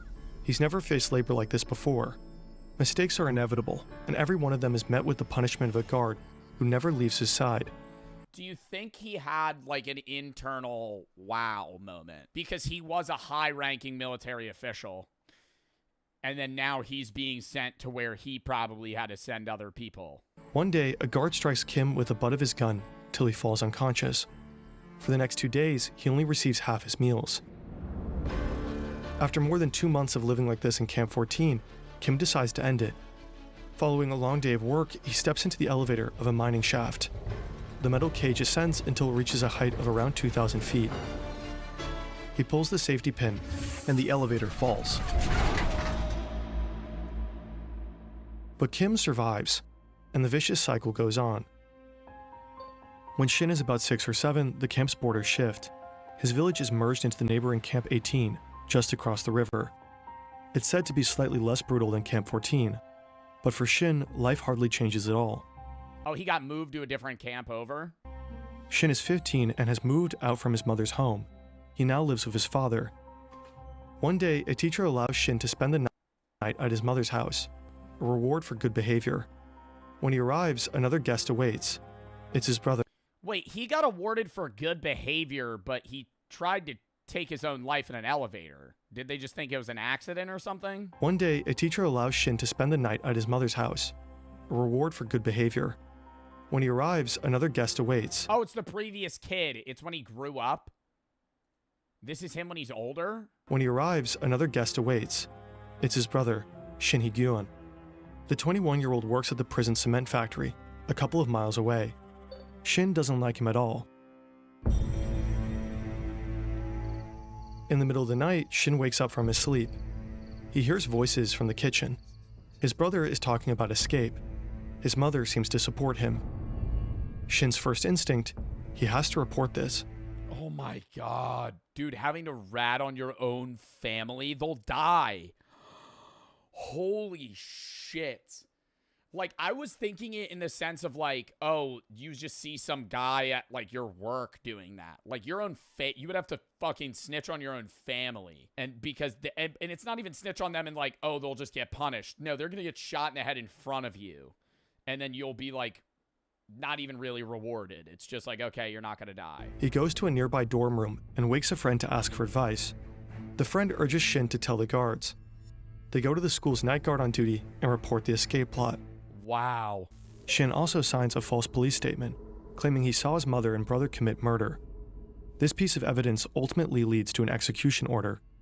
Wait, so they had to fucking... Wait, what? So they have to fake that they committed a crime so they could kill him? I thought they were just able to kill him for conspiracy to run. I only ate bricks for 7 days. Hi, Cody. Hypothetically, if I took like my daily meal and then like put it all into a blender and then blended it up into a brick and then ate that brick for a week straight, would I survive?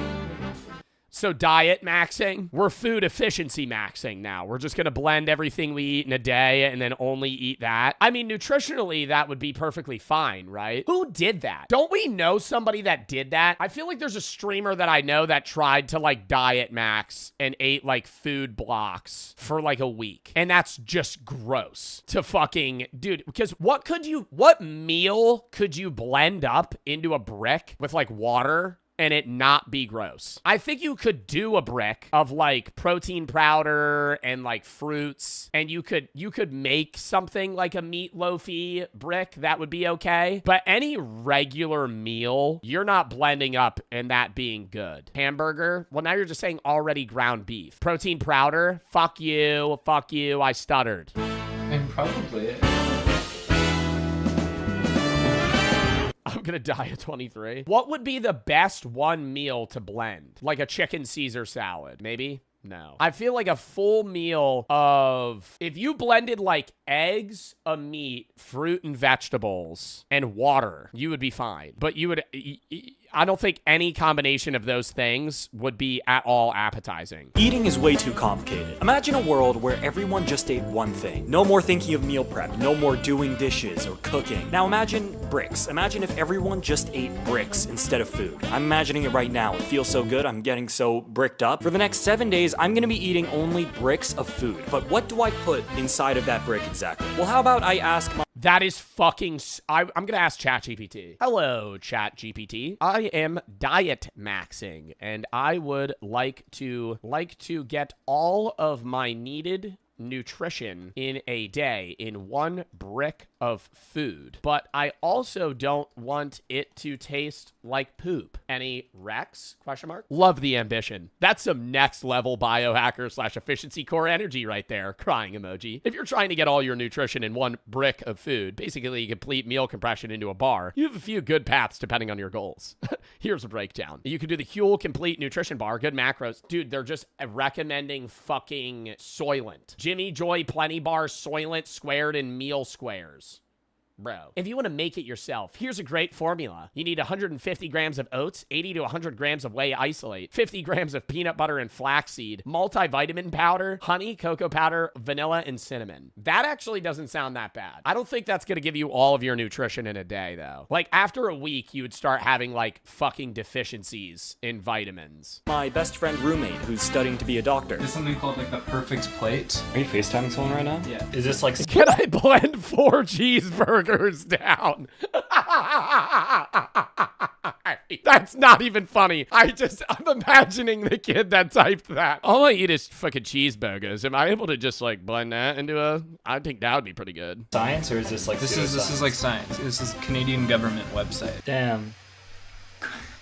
That plate has got me bricked up. Bro.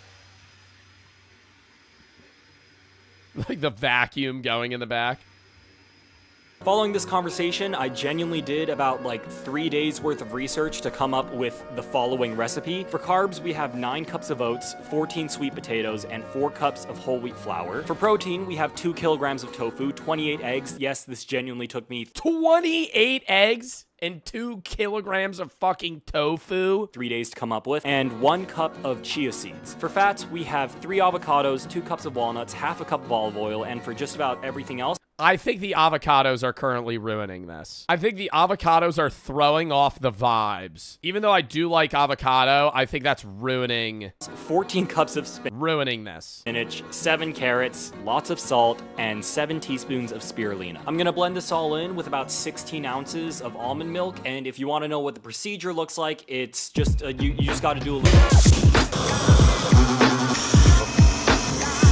Like a oh, dude, it being green is really off-putting. This looks like a bear vomited salmon. It being green is gross. What color? I would probably put food dye in it. What color would make it most appealing? Honestly, I feel like a brown would be like a chocolate brown. It would look more like poop, but I feel like that would get it out of my brain. bear vomited salmon. Wait till I add the 28 eggs.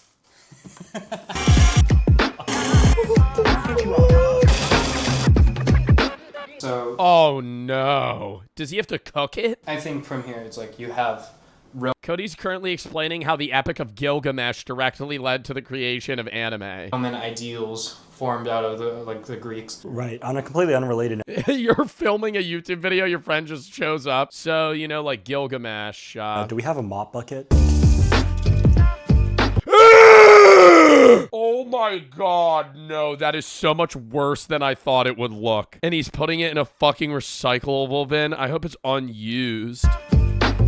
Dude. I then put the blended slop into baking trays. It kind of looks like Dubai chocolate. And end up with 5 I think that, ooh, wait. bricks, which is about 20,000.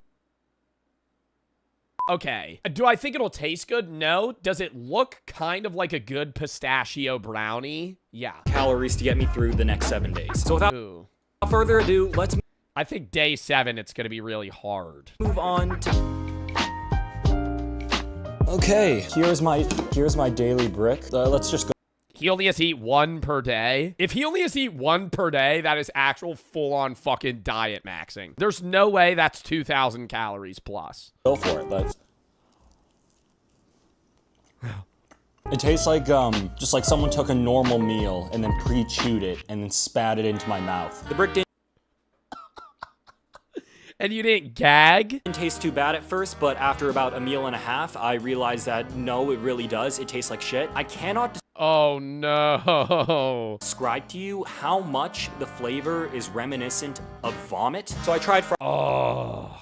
Like just a weird mix of, because vomit is like half digested food, but it's also basically just like blended food. Like it's just a weird mix of stuff that you've eaten over the last day. Do you think you would get used to it though? Like how many days of doing this would you just not care anymore? At some point, bro, like a week in, you would be like, this is better than eating regular food. Not better in the sense of enjoyable, but like you could be like, damn, I haven't eaten today. House the brick in 2 minutes. And then you're fucking good to go for the next 6 hours. trying it up to see if that would make it taste better, and I'm censoring this because it quite genuinely looks Oh, he cooked it? like I shat into the pan. And no, it just tastes like the same thing, but hot. So now it's like fresh vomit, I guess. This made day 1 easily the hardest day of the challenge, and it gets easier later on, and you'll see how it gets easier on... I feel like, do you think frozen would be better? Like a frozen brick of blended food? I don't know, maybe refrigerated, like on the brink of being frozen. On day 2, I had a bite of the brick, and I thought, hell no, I can't do this. So I had 2 options here. I could either scrap the video altogether, or I could come up with some way to make this easier for me. Which is why at this point in the video, I allow myself 1 topping. Dude, 1 topping, brother, sriracha. All over. Anything that tastes like fucking shit, make it really spicy and it's immediately good. That is like the fucking life hack. You ever see like street food vendors that'll do that? You just make anything really fucking spicy. It's just so good. Maybe not the best thing you've ever had. It's tolerable. For the rest of the challenge. Mayonnaise. I think mayonnaise would bring this down. I don't think mayo's saving this brick. But to decide which topping I would be using, I would have to go through some trial and error. So in front of me right now is my daily brick. Pickles. I think Frank's Red Hot, pretty good. Soy sauce, all right. Vinegar, no. Along with every condiment that I could find in my house. I'm gonna try them all and I'm gonna rate them 1 to 10. 3, 3.5, 6, 5, 7. Peanut butter was good. Chili oil's good. 3, 4, holy shit, 9. Kimchi is good on the brick. I mean, there's a lot of tofu and egg. 7, 2, 3, 5, 2. That's a 9. Hot sauce! Oh no, the kimchi one? Fuck. I was gonna say hot sauce was a 9. That's goated though. 5, 2. That's a 9. Hot sauce, bro, because hot sauce is if you put hot sauce on something, it is the forefront flavor of the food you're eating. The rest is just texture. And if the texture isn't gross and all you're tasting is Frank's Red Hot, you're going, huh, this is pretty fucking good. Well, isn't kimchi also spicy at times? Now, remember Cody from the beginning of this video? Yeah, it's also his birthday at the end of this week. So for the nights leading up to it, I thought I would do a good friend thing and I would make him some nice dinners. I'm probably gonna be frothing it. Oh, he's gonna be. My friend Cody's actually pretty busy, so I'm gonna give him a slice of my food brick. The mouth while making the food, but at least I can fatten up my roommate before I cook him into my evil stew. Bars. Actually, though, the level of efficiency this gives to your life is insane. Imagine, I mean, a lot of you guys don't meal prep now because your parents might make you food and shit, but imagine you're like 25. You have to meal prep like 2-3 times a week, and you have to go to the grocery store and buy a bunch of different things for meals. And instead, you just 1 time a week get an industrial blender and mix all of the food that you're gonna eat in a week and just fucking stack it in your fridge. Like how gross that is, but that would be, you would save so much time. So for the first night, I decided to make Cody some, wait, that's not dinner, silly. That's a pre-alcohol probiotic drink. Sponsor of today's video, Z-Biotics. Okay, I have to tell you about this maybe I should have known about that before I fucking drank 23 margaritas. Product that I use before a night with drinks. It's called I think some of these products work, but the part of the problem is that a lot of the products that are like, hey, this will make you feel better when you're done drinking, then you just drink more. You know what I mean? Like, even if that's gonna settle your stomach or help, then you just drink more because now you feel better. Like, humans don't have limits. Humans, at some point, like some people do, but there's like a level of being drunk where you just don't stop drinking until you fall asleep. Not everybody has that. A lot of people at bars, it's like you're so drunk you just keep saying yes to drinks. So if you're on something that's gonna make that so you have even a higher of a limit, I feel like alcohol.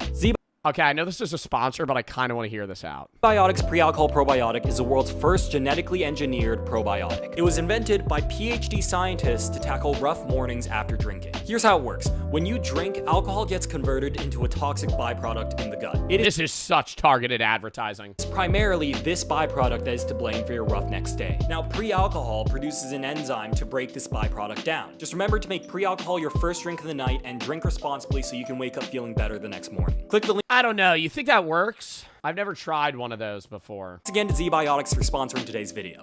Cody's first dinner of the week was gochujang butter cabbage and steak. While I was making this, I'm pretty sure I came in my pants a little bit, but no biggie, we wiped that off. It was especially jarring seeing his... Okay, you know how shitty this is, though? You're making your friends such a nice dinner, and you're like, yeah, I'm just gonna eat my food brick. His food next to mine, considering that all I did for dinner was throw caramelized onions, a chunk of leathery vomit onto a plate. Anywho, this is the first night of dinner for Cody. I hope he enjoys it.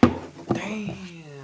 How's the brick today? So the brick itself, 1,000,000 times better than yesterday because I got the kimchi update. Gochujang butter, steak, and cabbage is what I made for you.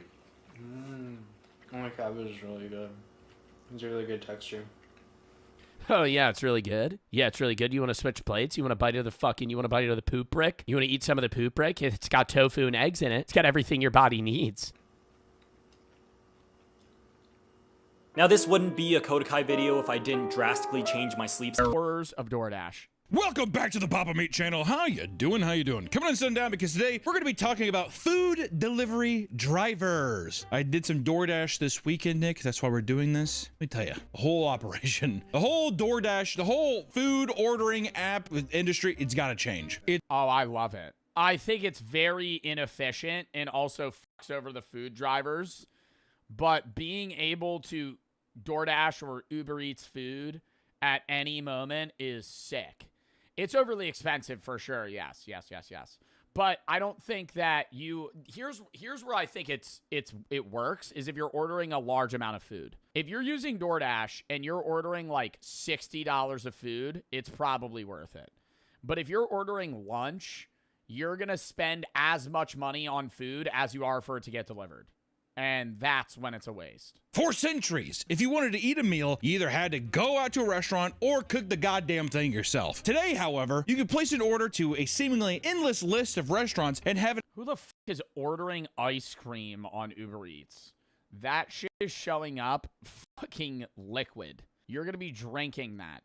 Me? You've ordered ice cream on fucking Uber Eats? Yeah, then your DoorDash driver hits you with a, Oh, Ron has a couple stops along the way. He'll be there soon. Ron just picked up your milkshake. He'll be there in about 35 minutes. Oh, awesome.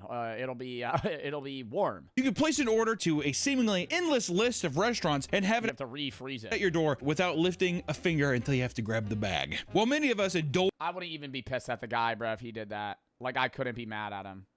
I'm so serious. I would just be like, bro, you're good. I'm gonna refund that shit on Uber Eats or DoorDash. Like, don't even worry about it. While many of us indulge in this I'd feel so bad. service extremely often, we never stopped to 78% of Americans use food delivery services. Bro, really? I'm definitely ordering more than 3.7 times per month. We never stop to think about people who have to deliver the goods, right? We never take time to think about these drivers. I don't think what I was saying.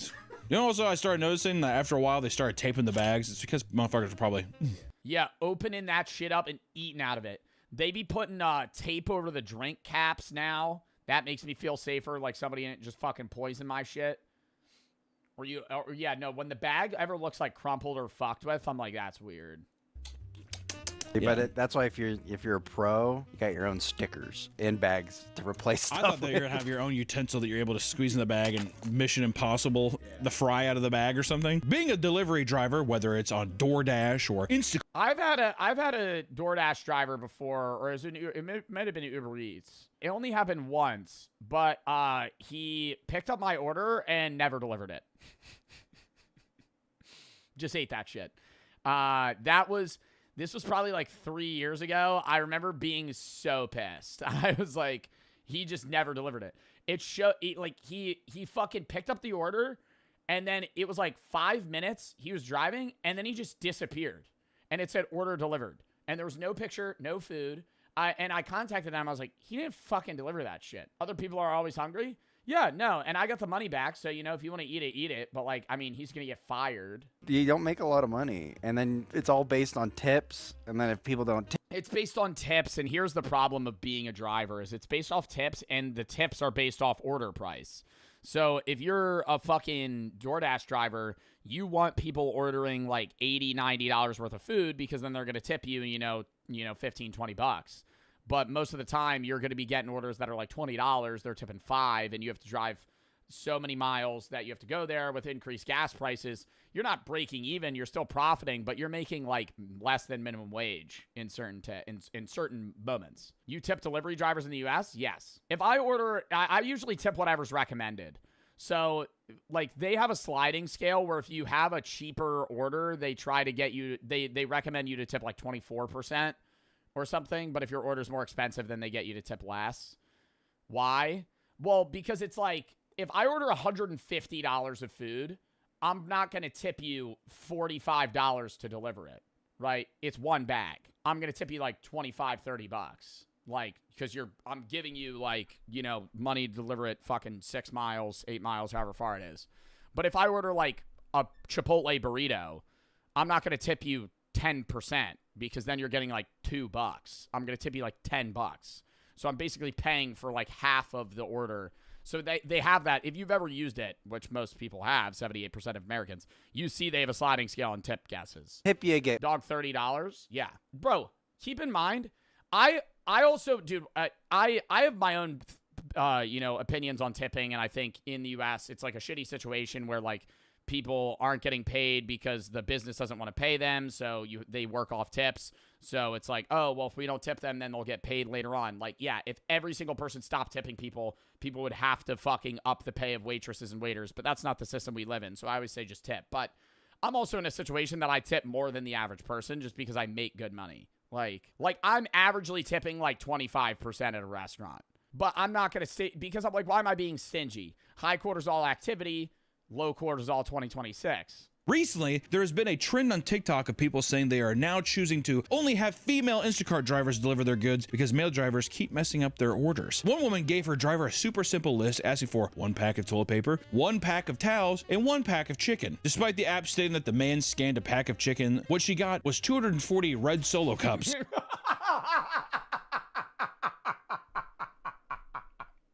No, that's so funny though. That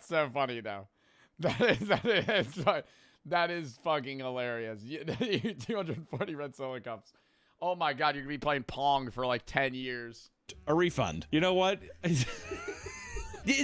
a situation like this, though, do you not just think that I'm doing multiple jobs at one time and I gave you the wrong bag? I think that's what it is. Yeah. Because they might have 3 bags in their back. They might have 3 bags in their back car, and somebody ordered that, and now some other dude's getting paper towels. Oh my God. Wow. This woman wants toilet paper, paper towels, and chicken. She gets red Solo cups. Meanwhile, there's a party full of people that are waiting on red Solo cups to be able to play drinking games, and they just get like toilet paper and raw chicken. Don't worry, guys. The red Solo cups will be here anytime. Sorry, dude, but I'm not a feminist, and I like men a lot. And I think, dude, if a man goofs up, you have to give him 75 chances. It's true. Women, right? 1. Women, none. You have to be perfect at all times. In another instance, a male shopper was tasked with getting a customer a tub of Neapolitan ice cream. After claiming they didn't have the brand she wanted, he sent multiple blurry pictures of what they had, only for it to be very clearly in stock. There's none. It's a fucking buffoon, man. I couldn't tell you. You have Ben & Jerry's? No, the fuck to the left. I see it in the picture, in your blurry picture. It's right to the left. Well, aren't there a lot of like grocery stores and shit now where like Uber Eats and DoorDash drivers, they don't even do the shopping. Like a worker at Walmart has the job of DoorDash and they fill the bags and then the worker just shows up and goes, I'm here for blank. They pick up the bag and leave. That's the best system because then they're less likely to fuck it up. Because if a guy's job is to just fucking search for items, he knows the store, he knows where stuff is, it's quicker as well. While staying at an Airbnb in Miami, a group of girls ordered a long list of basic groceries and necessities for their upcoming stay. When the order was marked as delivered, they expected to find it on the porch. When they opened the door, however, they found the driver simply tossed all the groceries all over the picket fence and left. What are we not seeing though in this? What are we not saying? We're not having the full picture on his side. Like I bet you think he's just like, can I? Whole ass grocery order, bro. Like I don't know. I feel like there's like a level of it's different if you're like you have a disability or there's a reason you can't. But like, bro, why are we doing an entire week's worth of food on DoorDash? Like, I'm just go to the grocery store. You know, I think it's different. Like, it's a level of convenience where it's like, fuck, I don't have time. I'm going to order lunch. But, like, just go to the grocery store. Just go to the grocery store. If you're getting fucking $300 worth of fucking, or not $300, like $160 worth of groceries, go to the grocery store. Ron, yeah, literally, bro, Ron they don't grocery shop. The core guys just order all of their fucking food all the time on DoorDash. I can't believe he did that. He ordered a head of lettuce, and that's it. A head of lettuce. Imagine being the DoorDash driver that delivered that to Ron yesterday. You pull up. Oh, I'm here for this order.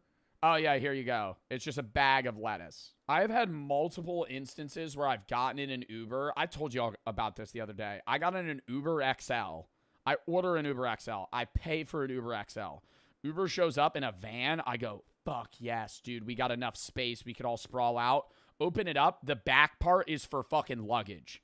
It's a fucking 3-seater van. And I'm like, hey, we ordered an Uber XL. The guy goes, literally. So we get in, we lap up, right? We got fucking 5 people in a 3-seater back seat, grown-ass motherfuckers, and then 1 person in the front. And the whole time I'm like, this guy is like actually just breaking Uber rules. Like he's picking up more expensive Ubers when he doesn't have a car that fits that many people. Gave him a 4-star. Worst Uber rating I've ever given was a 3-star, and it was because the guy was actually falling asleep at the wheel. I just feel bad. I gave a comment on that one. On both of them, actually. The 4-star one, I was like, car was too small. The one dude, he was biting his finger to stay awake. It was like 1 a.m. We Ubered back, and I get, bro, you know, motherfuckers need to hustle and make money, but, like, you're going to kill someone. He was, like, swerving into the rumple strips, and he was going like this. Like, biting his thumb to stay awake. I have a feeling that it's just people that are just doing the Instacart. I think they're picking up too many jobs at one time. Also, is there probably more men that are doing this job than women? I feel like whenever I've ever had I don't think I've ever had a female DoorDash person. That doesn't mean they don't exist. I'm just saying. No, I get female DoorDash people all the time. I feel like men Uber at a much higher rate. Like, if I have an Uber driver, there's like a 90% chance they're a guy. And that thinking about it now, it's usually a middle-aged man. My guess is men, if they don't have... It's usually a middle-aged man. It's usually a middle-aged man with lighting like this. And the photo of their face just like...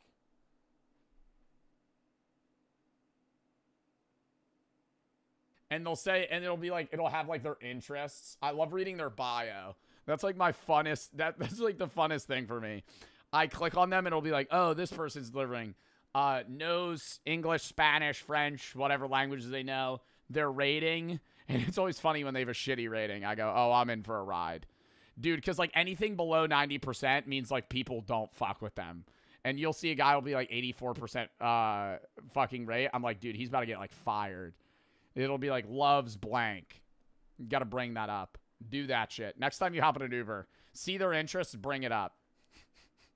So, I heard you're a big fan of golf. For the rest of the Instacart drivers that don't have this issue, it can be extremely challenging and dangerous. After receiving a regular order of groceries, a delivery driver walked up to a home and was shot by a man that thought he was an intruder. What? Why? Why would you do that? My DoorDasher's near. Did someone say Taco Bell? Oh my God, who are you? Ah!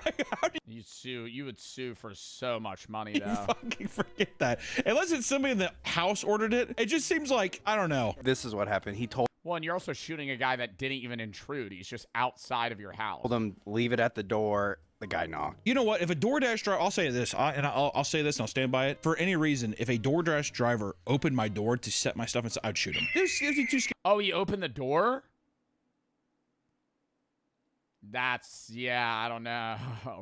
Hearing it out loud seems a bit excessive. Somebody opens the door, yeah, you're getting blasted. So there's no reason that a person should be opening my door to come inside my house. I would assume that something bad was happening. Was it that situation, or was it just a guy who was just like firing rounds through his front door? I'd get a riot shield. I'm gonna have the COD riot shield so I can walk up to my average DoorDash driver experience. Like you're a rainbow character, just fucking like holding it down. What is that guy's name? Montagny? It turns out that the man's wife placed the order and didn't tell her husband. So, when the motion detectors went off, the husband sprang into action and shot him with no hesitation. What the fuck? None. The motion sensors. Does he do that with animals? How many times have you had a motion sensor go off like a raccoon? All the time. And you forgot that you ordered that shit or you didn't check, bro? Like, I think it'd be different if the guy was holding a weapon.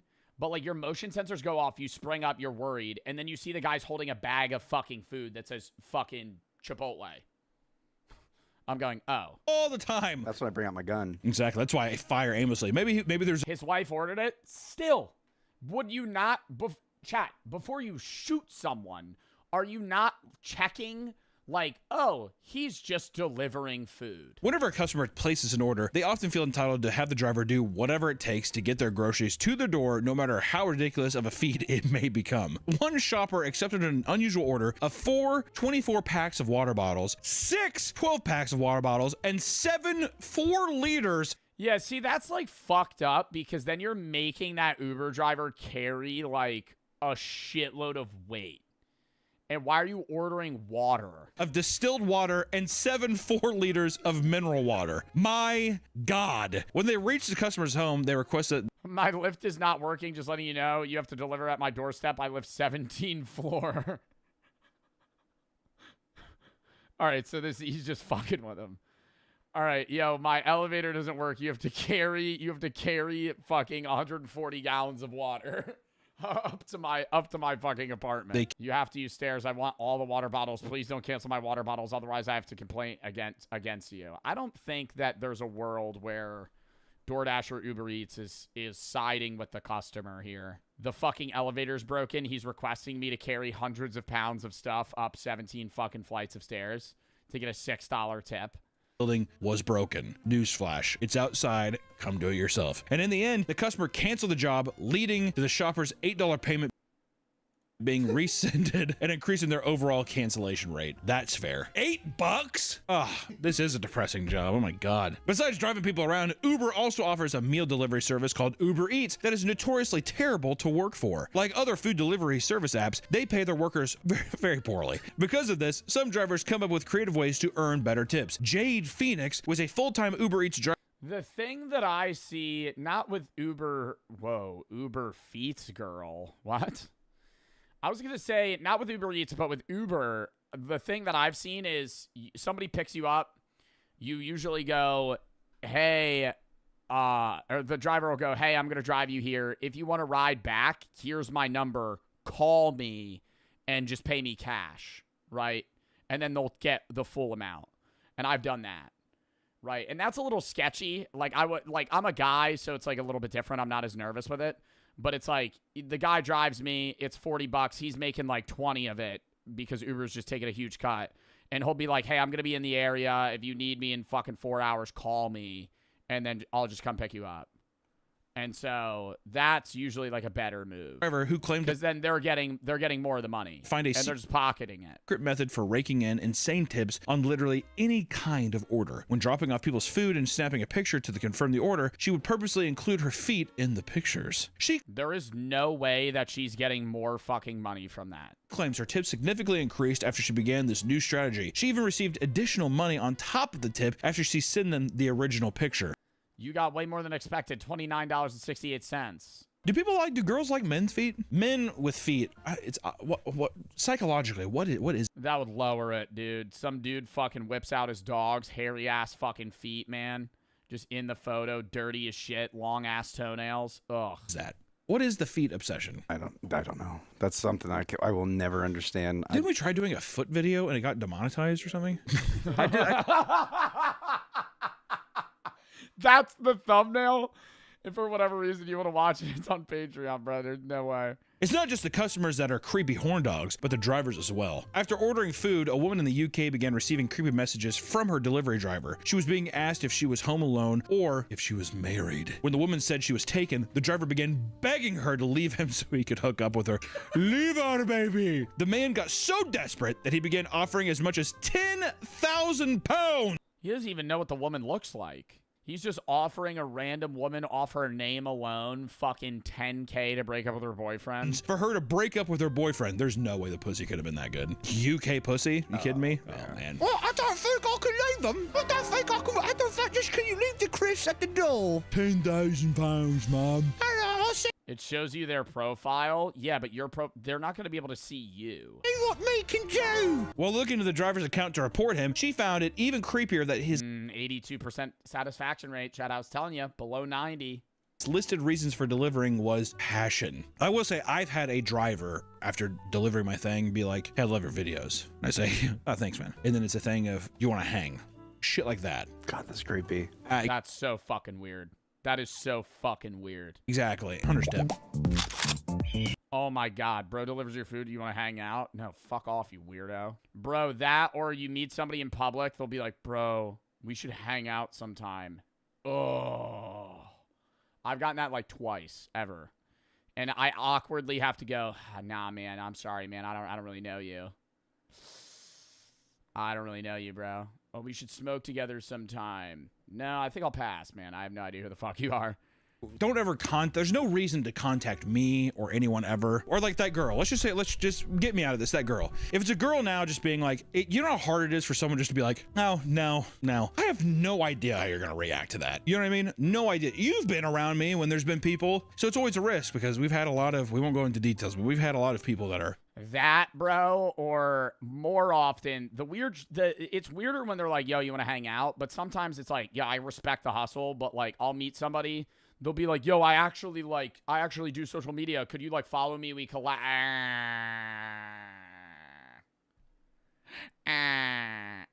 Hey, buddy, I'm trying to like, eat my food right now, and you're asking me to follow you and collab. I think I'd rather not. And I'm not like, and then I come off as a dick, but I'm like, no, like I'm out, dude. It'll be like, I'm out with Brooke eating. You walk up to me while we're at the table, interrupt the dinner, which is a little odd. I think you should wait, if I'm being honest. I don't care if people recognize me. I love being able to talk to fans, but it's like, if I'm clearly on a date, I'm talking to my girlfriend, you're kind of breaking that space, which is odd, especially if we're eating. There's been times where I'm actively eating, they walk up to me. And then, like, on top of that, to be like, hey, could you follow me? Or the worst is when, like, dude, there's a level of, like, respect, too, where it's like, hey, could I get a picture? 99% of people, hey, can I get a photo? Yeah, sure. 1% of people, yo, dude, I love your shit. What are you fucking doing, man? Like, I mean, that's just, like, being weird. Like, just... Like, walk up and be like, hey, can I film you? Can we do a video? Blah, blah, blah. Like, can I take a picture? You're ungrateful? It's not ungrateful. It's just fucking rude. If you see that as ungrateful, like, I know you're probably rage baiting, but, like, anyone that sees that as ungrateful, genuinely unfollow me. Because, like, the level of unawareness you have of, like, just, like, social boundaries is, like, fucking unreal. Like, if you're going to walk up to somebody that you recognize already filming and be like, oh, dude, what's up, man? You're putting on some animated persona. Bro, like, fuck off. In 2025, one man placed an order and saw that his driver was parked just down the street. When he asked why his food hadn't been delivered, his driver said it was because his car had broken down. He then told the customer that he'd probably just refund it. Not believing a word he said, the man got on his bike, rode down the street to find he was Uber Eats driver sitting in his car, chowing down on his food. See, that's why I could never be one of these. I could never be one of these delivery drivers, because I know I just see their order, I'm like, oh, damn. Or go to some place, I'm like, what is this place? Get it? Smell good. One little back get hurt. The customer confronted the driver, only for him to be left speechless before peeling out in a panic. That's a good way to choke, though. Oh, wait, what does it say? He said his car broke down, so tracked my order to find him eating speechless it. Before peeling out in a panic. That's a good way to choke, though. At multiple restaurants around the world, you can find signs banning delivery drivers and from using the bathroom. This obviously upset a lot of drivers, who pointed out that it's actually against the company's agreement with these restaurants, as Uber requires them to give drivers access to their bathrooms, okay? Yeah, I think that's odd. If you're an Uber Eats driver, you should be able to take a fucking piss. It's different if you're like, oh, I'm gonna fucking sponge bath myself in the McDonald's bathroom, but it's like, hey, I'm here to pick up an order. By the way, can I fucking piss real quick? Assholes. And many don't care and continue to enforce the ban, meaning many drivers are forced to make frequent pit stops and even piss in bottles, trucker style. I mean, come on, dude. Stop at a gas station. That's not that big of a deal, is it? It's not on my route. What's an average interaction with a fan? I'm a fan.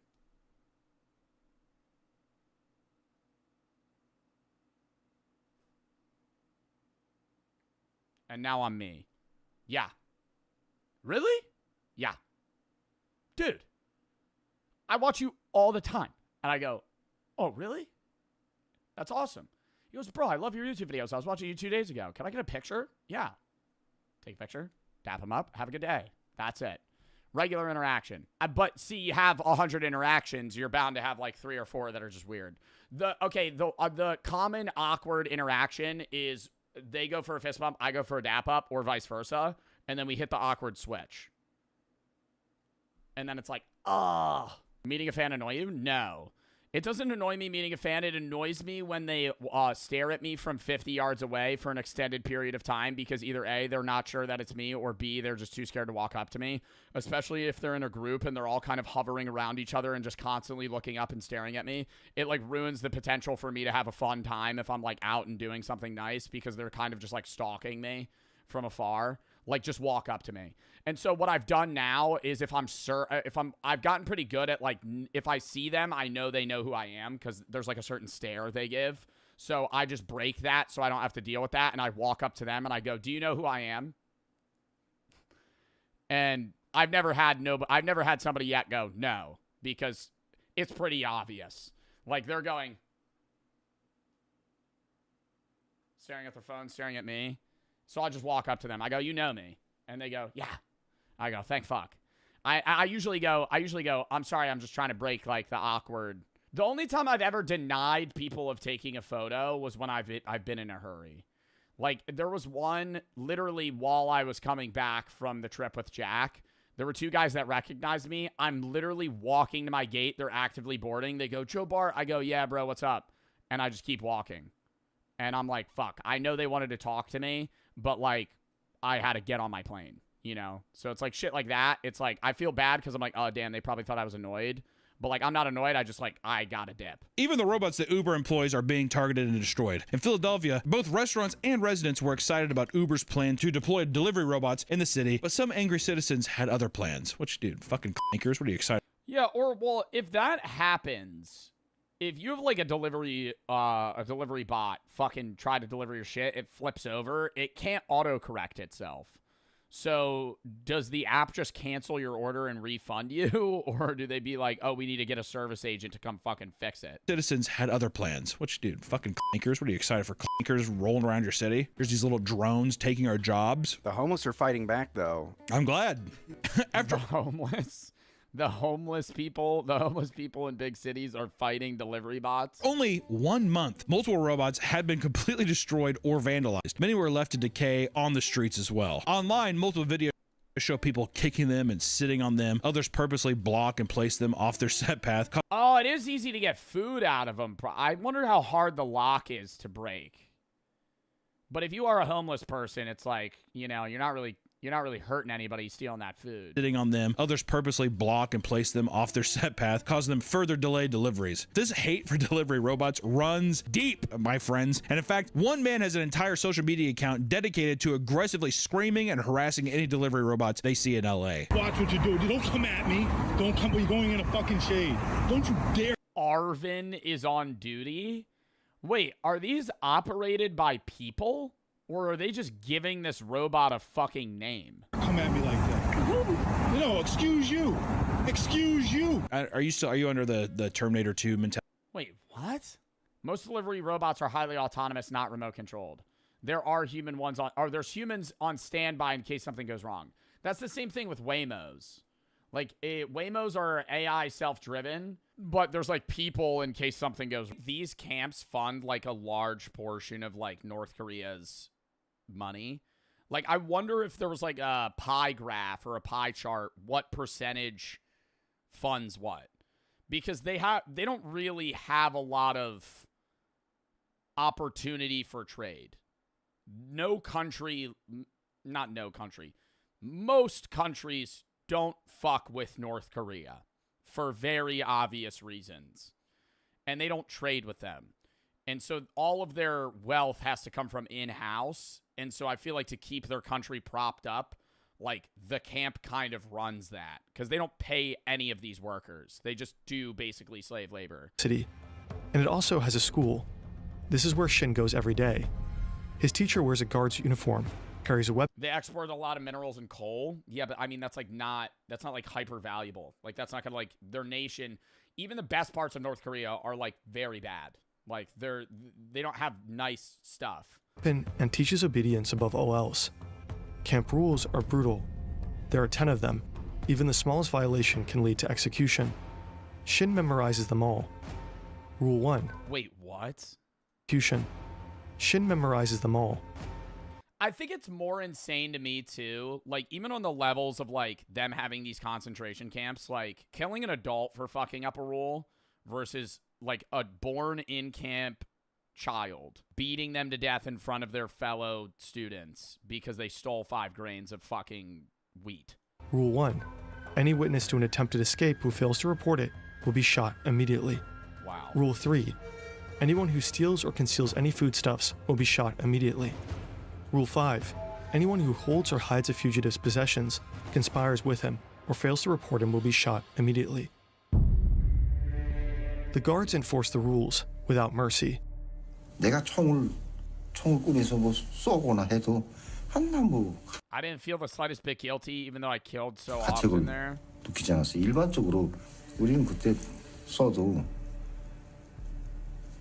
나라를 지키. We thought it was the right thing to do to protect our country. So are these people just brainwashed? Yeah, I didn't feel bad I was killing 5-year-olds. They stole rice. They stole food. That's bad for the country. Yeah, because that one kid stealing 5 grains of fucking wheat's gonna topple down North Korea from the bottom up. 지키기 위해서 내가 한 일이기 때문에. 그 수용소에는.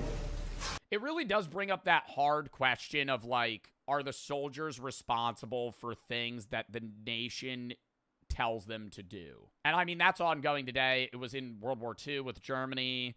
It was in Japan. It was in the US. It was everywhere where it's like, you're being commanded to do this. While you're not entirely responsible, it's like you're still making the wherewithal decision to be like, yeah, I'm going to like kill these kids. 그 들어오게 되면 사람이 아니에요. 사람이 아니고 그 뭐 내 마음대로 해도 돼요. 그 안에 사람은 죽은 사람이 아니에요. 사람이 아니고 그 뭐 내 마음대로 해도 돼요. 그 안에 사람은.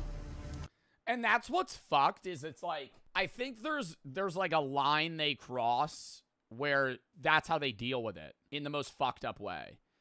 It's because if you're seeing them as human, you don't, then your some level of morality inside of you kicks in. Where it's like these soldiers are like purposely perceiving these people as non-human, and then it doesn't matter what happens to them in their brain. 그 자리에서 죽이겠으면 죽이고 살리겠으면 살리고 하는 건 내 마음에. 뭐 설명해 주세요. And that's also just like power hungry shit. I think people feed off that. If you're like growing up a soldier, especially in North Korea, where you've also probably grown up in a pretty shitty life, now you're giving power over others, right? Where like the power that's been inflicted, it's like a very hyper evolved version of like what's happening to you, you inflict onto others. What did he say? He was saying he had the power to kill or not kill anybody. It was entirely up to him. Across North Korea, there are different Like he probably liked that. types of detention facilities. The worst of them are called Kwanliso. Camp 14 is one of them. It's also called a total control zone. People never get out of those. You know, they just waste away. They get killed by this vicious cycle of malnutrition and forced labor. Shin's mother has to work the rice fields, 10 to 15 hours of hard labor every day. If she meets her quota, 15 hours straight? She receives food, just enough to survive the night and make it through the next day. North Korea is all about production targets. If you don't meet them, and probably you will not meet them, you'll get less food, more work, less food, more work, and that's how you waste away and die. That's, you know, the truly tragic story at these camps. From the moment Shin starts school, his life is split between the classroom and hard labor in the coal mine. Long workdays are made worse by a constant gnawing hunger. Before school, Shin often eats his mother's portion while she's still out in the fields. She beats him for it, but he does it anyway. To him, she's not a source of love or care.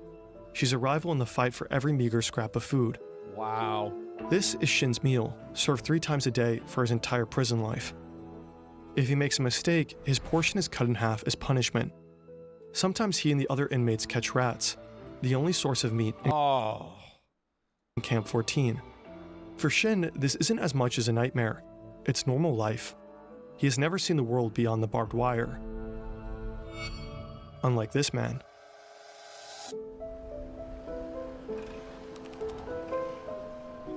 Kim Young is in his mid-40s when he's brought to Camp 14.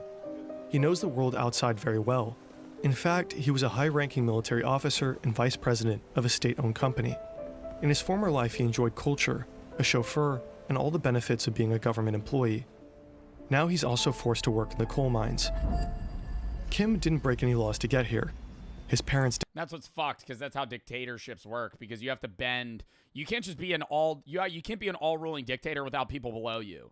And that's like, it's the rule. There's a video that I want to watch called The Rules of the Ruler as well, where it kind of dives into that. But it's like, if you're a dictator, you have to please all 4 people below you that run different areas of your government. And those 4 people have to please the 5 people below them, right?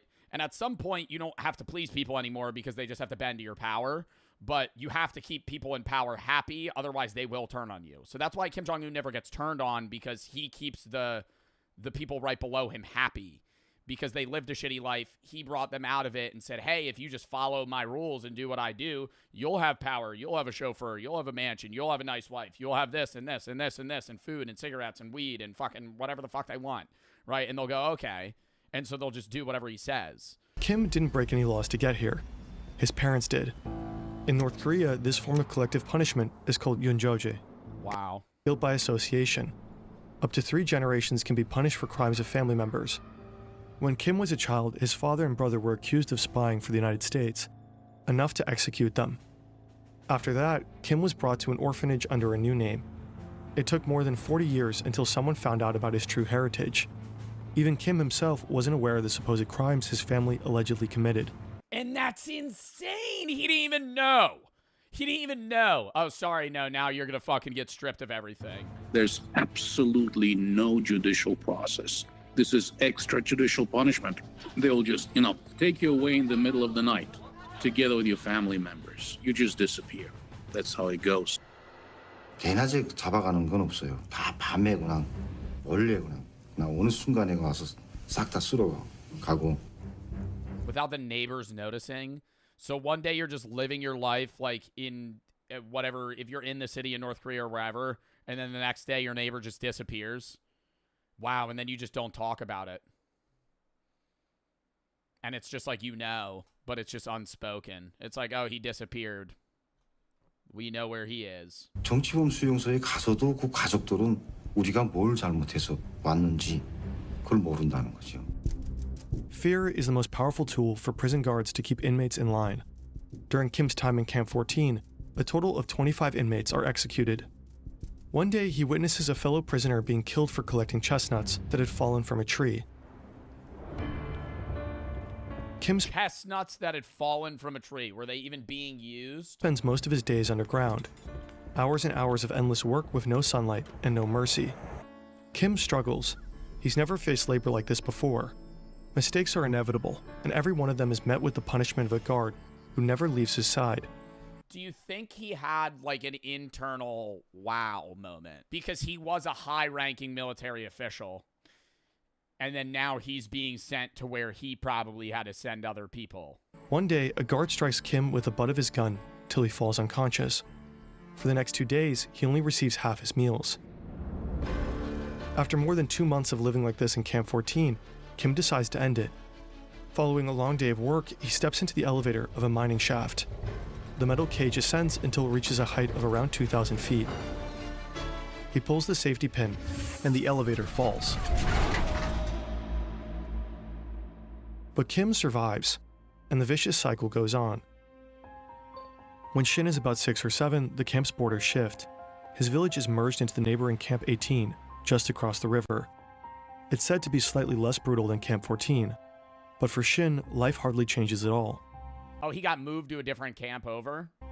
Shin is 15 and has moved out from his mother's home. He now lives with his father. One day, a teacher allows Shin to spend the night at his mother's house, a reward for good behavior. When he arrives, another guest awaits. It's his brother.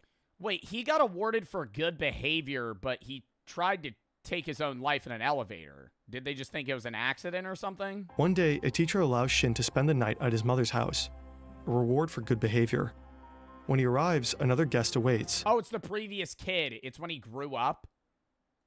This is him when he's older? When he arrives, another guest awaits. It's his brother, Shin Hee-gyun. The 21-year-old works at the prison cement factory, a couple of miles away. Shin doesn't like him at all. Next video. Fern video. Camp 14, the most horrible place in North Korea.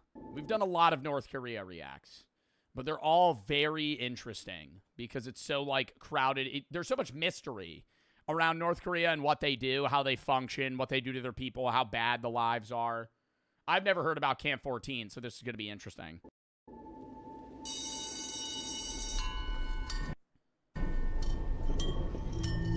Class is about to start for these 40 school kids.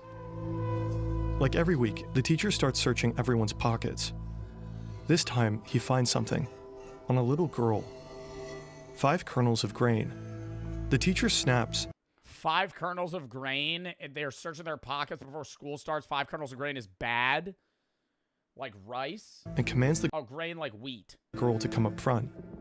She has to kneel down on the hard concrete floor. With a wooden stick, he strikes her on the head. Again. On the head? And again. And again. And again. Her classmates watch in silence. The beating goes on until the little girl collapses. Afterwards, her classmates carry her home. The same night, she dies. What? For having 5 kernels of grain in her pocket, they fucking beat her to death? Why is that a violation?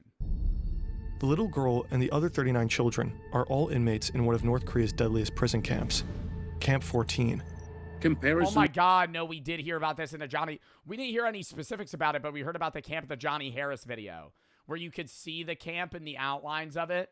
And this is where they send, like, dude, it's like an entire city. There's like thousands of people that live there. Comparisons have been drawn to the Nazi death camps, to the Soviet Gulag. You know, they're accurate, and in their own way, they're different. A lawless detention facility hidden in the mountains of Kaeshan, a place where people are imprisoned for the crimes of their parents. Once you end up here, you will most likely die here. This is truly a space. Crimes of their parents, but what's so weird that I don't understand about the camp is, like, yeah, in North Korea, if somebody tries to escape or they commit a crime, part of your family lineage is imprisoned in a camp. But if they have kids in that camp, are those kids also imprisoned? Like, is their family lineage perpetually there for the rest of eternity, or can they ever get out? That is outside humanity, let me say that. Prisoners are forced to work under inhumane conditions. The smallest mistake can cost them their lives. Escape is almost impossible. Only a handful make it out, risking everything on deadly routes. Make it out, but then they probably have to go all the way out of North. If you make it out, you can't stay in North Korea. You would have to flee the country entirely, and I feel like Camp 14 isn't bordering, like, China. In North Korea, there are several of these death camps, and the regime has kept them a secret for decades. But through the relentless work of human rights organizations, satellite imagery, and reports from survivors, we can have a glimpse at these facilities. Why are people being sent to Camp 14? What does daily life look like inside its walls? I just don't understand why North Korea and Kim Jong-un, and, you know, whether or not he's a figurehead and his sister runs the country or it's a culmination of things, neither here nor there. Why purposefully crush your nation like that? Like, I understand he keeps his power. I think that's what it is. If he keeps his nation in, like, an impoverished state where the majority of people are either imprisoned, starving, or dirt poor, he can be rich. But, like, if he actually tried to even still keep it a dictatorship, not be a genocidal dictator, and actually run his country in a normal fashion, wouldn't that benefit his own people and therefore him as well? I think it's like he would rather be, it's better to be feared than loved, is what he's saying. right? I think that's kind of the mindset. Who said that? Another dictator said that. Machiavelli. But it's like, why? That's the route he's going down because it keeps him in power. But it's like, dude, your nation and you, I feel like he would be more rich. Even if he was less powerful, he would have access to more shit. What horrors do the inmates face? It gives himself more importance. I think it really boils down to also just like straight up narcissism because he needs to be the center of his entire nation. And if his people are prosperous, then that he's not the guy they bend to. And how do people actually get out? This is the story of the most horrific prison camp in North Korea. It's some Hitler shit. Well, it's the same sense of Hitler shit in like he's basically being genocidal to his people. But Hitler was obsessed with world domination.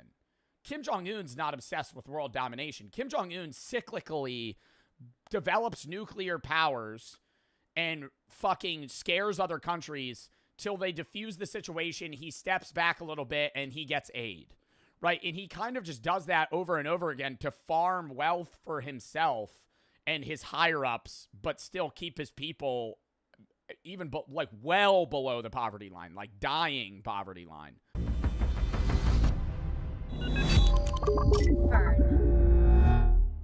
This story is based on Escape from Camp 14 by Blaine Harden. One former prisoner of Camp 14 later changed parts of his story. Every time you see this symbol, it marks those revisions. If you want to know more about the exact changes and the reasons behind them, we recommend reading this article.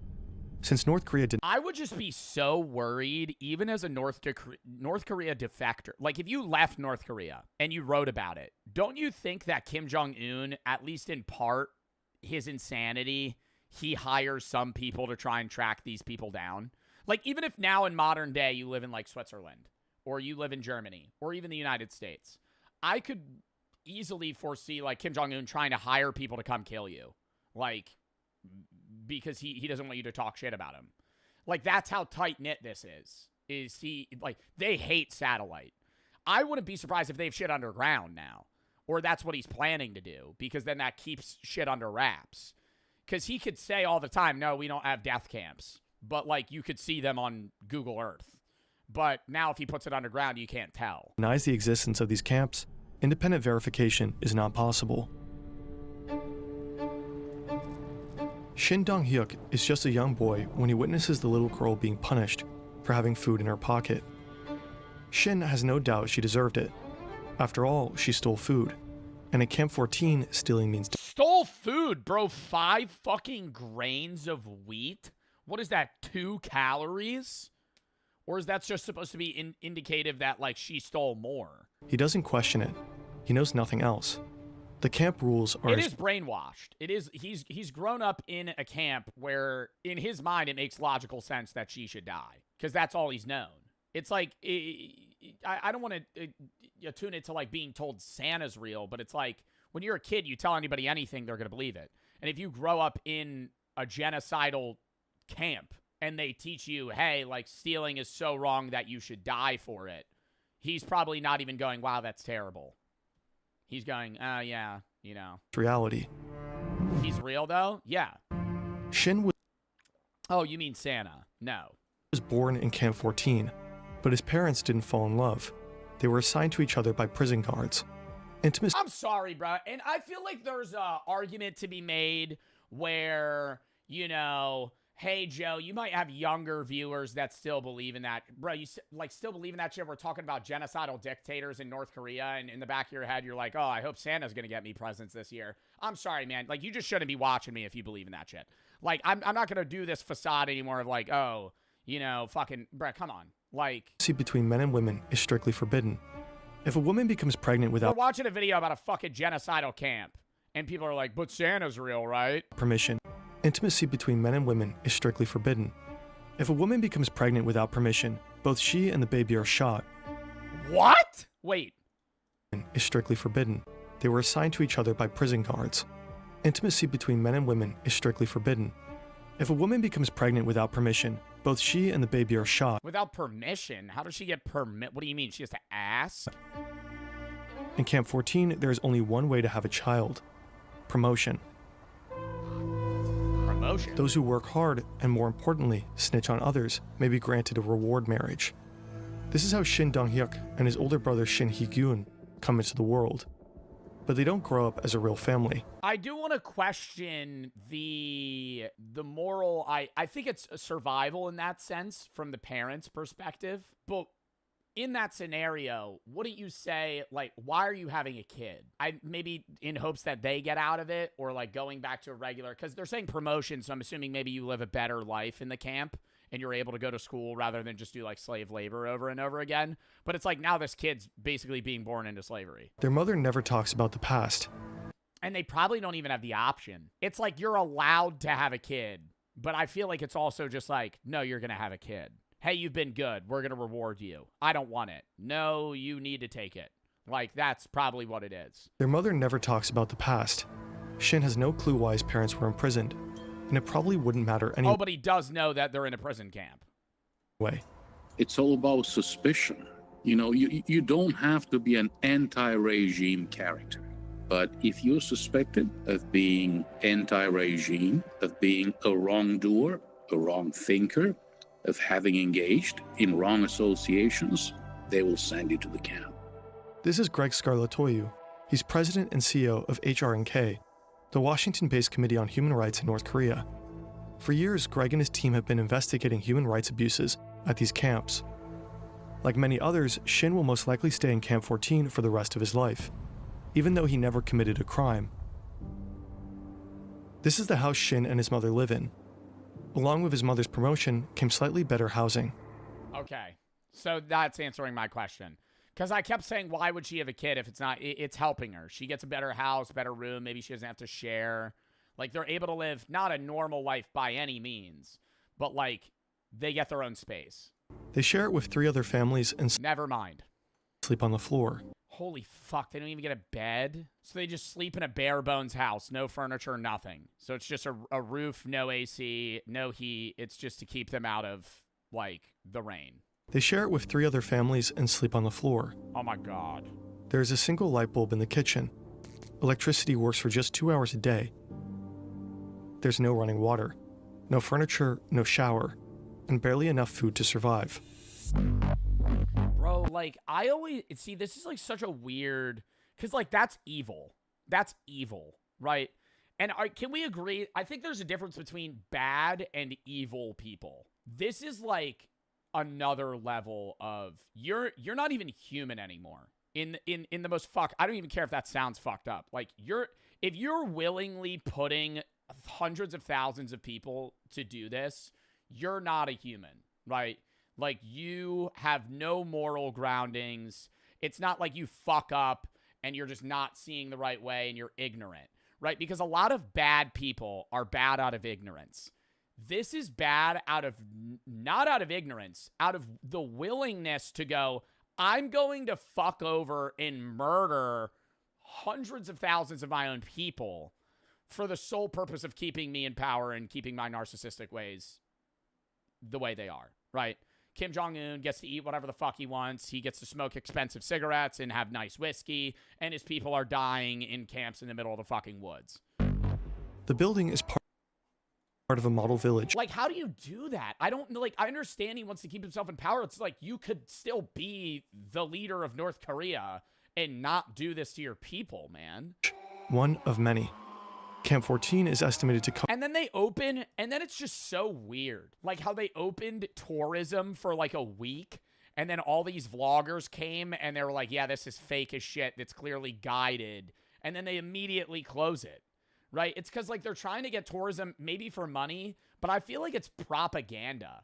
Like, in a weird way, it's like, we need to convince. And is that not telling when the director uses real bullets? This is Alexei Kravchenko. He's 14 years old, and he's also not an actor. This is his first time on a film set. And this is not CGI. These are real bullets that are flying above his head.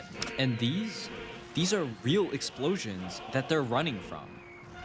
And this is not a film set. How the f did they get permission to make this movie? They got this kid to agree to this? What are they doing? One take? Hey, make sure you actually don't stand up, by the way. You actually will die. I think I was going to watch... What's the name of this movie? Because I remember seeing this kid. This is a World War II movie. I feel like I was going to watch this. This is definitely on my watch list. With real deadly parasites. This is a film unlike anything you've ever seen. Spielberg reportedly screened it before the making of Schindler's List, and Tarantino described it as the greatest World War II movie ever made. And what's even more insane is the story of how they made it. Very few people wanted this film to exist. It took nearly a decade and a very, very specific moment in history. This is Come and See. Wait, it took a decade to make the film? Chapter 1, The Brutality of War. Belarus, it's 1943. This innocent boy has just found something that will change his life forever. His name is Floria, and he's just dug up a weapon from a dead soldier. Little does he know, he's about to witness some of the most horrific things ever done to humanity. Oh my god, I thought he was gonna like accidentally shoot his friend. Holy things ever done just holding the gun so casually to humanity. We follow him as he goes from extremely eager to join the war to being harshly affected by it and finally having the strong will to end it. The film then builds to a systematic massacre of an entire village. Civilians are herded into a barn based off of actual accounts. The doors are barred and the building is set on fire. And quite famously, the film includes these direct shots into the actor's face where there's no escape from their misery. But Come and See is not like other war films. We don't follow a superheroic soldier or see any of the famous battles. Instead, you're following a regular ass kid that lived through that time. The film takes place within villages and families and children. And the film does not revolve around heroics, but the idea of human suffering and what war does to innocent people. It is equally horrifying every single time you see it. Yet at the same time, it's such a cinematic masterpiece. Everything in this movie brings you to full immersion in a way that modern cinema hasn't been able to quite replicate. And the story of how they made the film is just as interesting, if not more interesting, as the film itself. Chapter 2. It's weird that it's a horror war film. I feel like this movie would make you cry. And I love a movie that can do that. I think those are not the best films, because like in my top 5 movies, none of them would be sad films. But I think a movie that can make you cry is probably the best film. That one of the best films you'll see. If like mid-film you're like actually bawling, like they genuinely moved you. Because for you to cry in a film, you have to actually believe the reality of it. And yes, this is based off actual accounts, so it's not really necessarily a documentary, but it's like taking off real world actions and things that occurred. But like when they rope you into a film to the point where you're so engrossed into them and the character that you cry when bad things happen, my God, that's cinematic master. That's the meme. Cinema. There are 3 people that contributed most to this film that I think we should go over. First, let's discuss Elem Klimov, the director of the film. He was born in 1933 in Stalingrad, in what was then the Soviet Union. From an early age, he would experience the horrors of war, which he would use later in Come and See. During one of the city's most devastating battles, he, his mother, and his baby brother were forced to flee via raft through a burning river into the mountains. The city was ablaze up to the top of the sky. The river was also burning. It was night. Bombs were exploding, and mothers were covering their children with whatever bedding they had, and then they would lie on top of them. As a young boy, I had been in hell.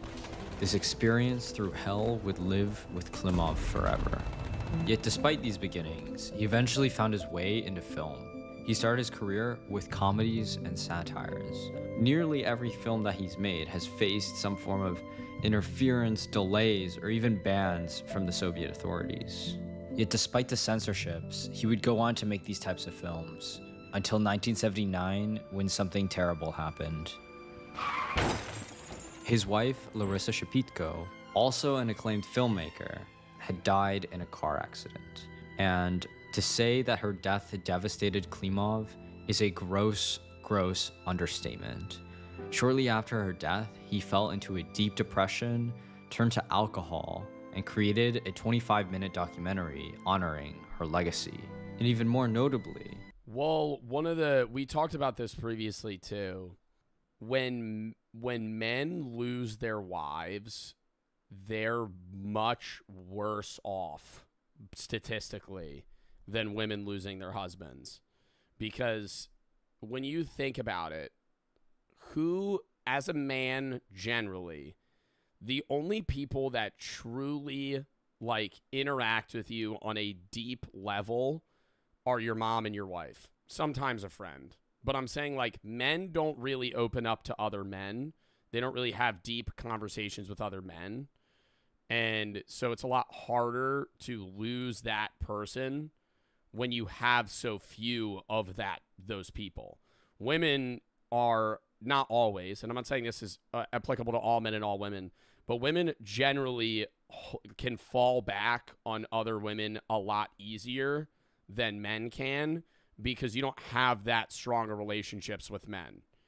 Women usually, at least from what I've seen, women tend to have a lot closer bonds than men do. And I'm not saying that men aren't friends or close friends with each other, but a lot of that shit doesn't get real deep, right?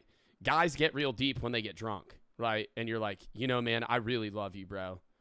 You're like, you know, you like truly care about me, and I really fuck with that. You don't have that sober conversation with another male friend. Usually. You do at times, but most of those things, it's like you're drunk and you're like, I love you. Women will just have those conversations and talk about deep things, right? And guys will do that with their mom. Guys will do that with their wife, right? So it's like, that is horrible. He already lived a terrible life, and now he has to fucking lose his wife on top of that. And what, did that motivate him to make this film? he never made another comedy again. All of his subsequent... Wow. That's got to be that really hurt him then. Because I feel like people use comedy a lot of the time to get out of shitty situations and perceive shitty things in a better light. Like, a lot of the time you use jokes and comedy about fucked up things that happen to you because it makes you feel better about them. Yeah, it's a coping mechanism, making things funny. That's why, like, not all comedians, but, like, the people that you would deem as most funny in your life, a lot of the time went through shit because, like, top-tier comedians have to willingly joke about the stuff they went through. Were repeatedly blocking his project, but he refused to compromise, and he knew the film was too important, that if he were to make it, it had to be done right. Finally, in 1985, something incredible happened.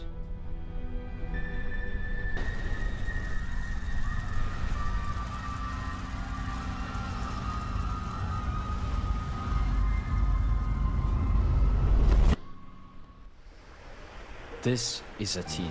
It is a bone-chilling recount of the Hattin massacre, a massacre in which the Nazis locked an entire village into a barn and then set the barn on fire, with half of the inhabitants being children. The occupation of Belarus was one of the most brutal campaigns of World War II. Over 600 villages met the same fate. The book was formed from a collection of testimonies from those who somehow survived. This is the writer, Ales Adamovich. In June 1941, when the war came to Belarus, he was just 13 years old. After the war, Adamovich became a writer. Him and his co-authors would travel across Belarus, collecting real survivor testimonies.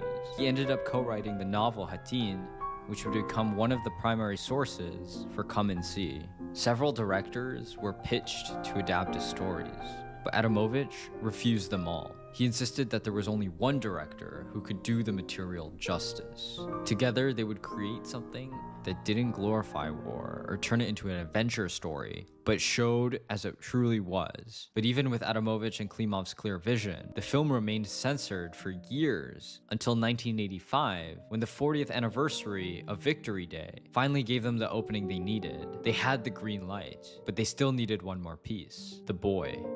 Alexei Kravchenko was not an actor. In fact, he didn't care about the film world at all. He had only showed up to the audition to support his friend who wanted the lead role. Kravchenko went along for moral support, nothing more. And it turns out he ended up being chosen. To prepare Kravchenko for the role, Klimov... But why did they pick this kid that had no interest in acting to play a very gritty, sad role in basically an adaptation of an actual historical event?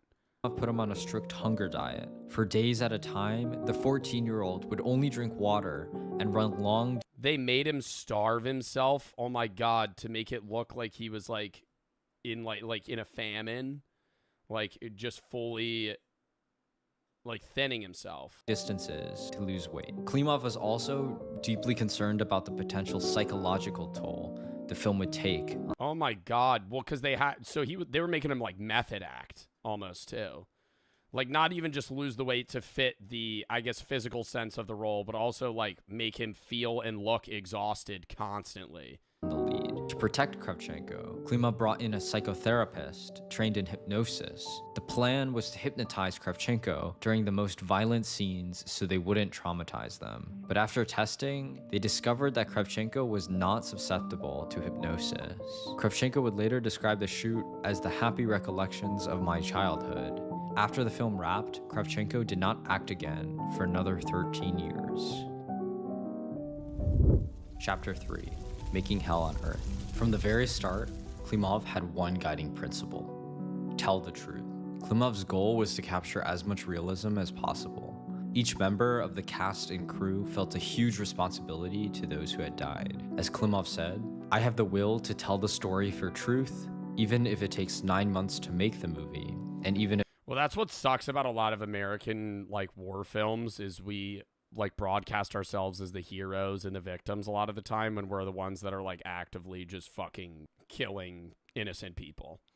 Like, not in every instance. I'm not saying like World War II films, but like every Vietnam film is like, not everyone, but a lot of Vietnam War films, it's like, oh, dude, they make you feel for the Americans when it's like, yeah, we are Americans. Obviously, you're going to have some sort of feeling for them, but it's like they kind of like overshadow the fact that like we were just like effectively murdering innocent Vietnamese people in like regular ass situation. Not even just like, hey, we're sending you to war because you have to fight these people. They would just like kill innocent fucking families in Vietnam. If no one watches it.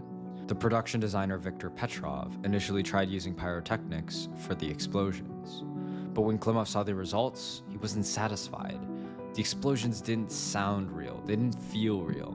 So Klimov made the ultimate decision that would shock everyone: to use real explosives and live ammunition. This created an atmosphere of real terror among the actors. In one scene, Kravchenko... Real terror among the actors, bro, but they could have died. ...and a cow were placed in the middle of a field while live rounds were fired around them. Kravchenko was so terrified that he found himself clinging to Klimov after, asking, "Is there anything else?" Klimov told him to go back into the scene. The entirety of the film was shot on location in Belarus. Everything was real. Even the extras, the villagers, were real survivors or descendants of survivors from the Belarusian fire villages. That's awesome. To prepare the villagers, Ales Adamovich gathered them in a circle and read chapters from his book. He recounted the testimonies of those who had survived the horrors of war. Many of the villagers had heard stories from their parents or grandparents. Some had survived the war as children. The entire crew was under constant stress. But as the production designer later said, all the hardships helped us. Everyone was under constant strain, and it had a powerful effect on the crew. God himself was helpful to us, for the fog not lifting. Dude, it fucking blows, man. Ugh.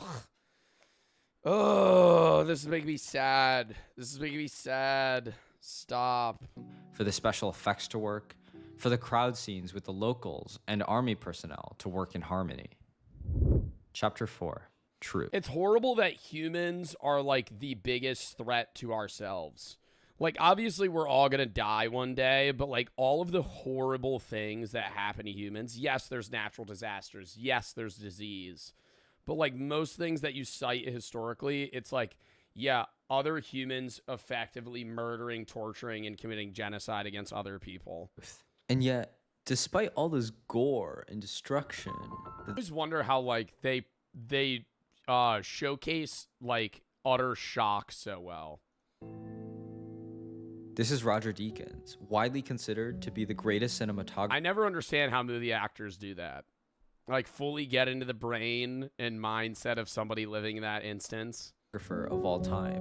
And he's labeled Come and See as mandatory viewing. Conrad Orr used to say he was really trying to create beauty with ugliness. You know, he wanted to make ugly films that were beautiful, which seems a total contradiction. But, you know, how do you film something that is so brutal but engage the audience with it?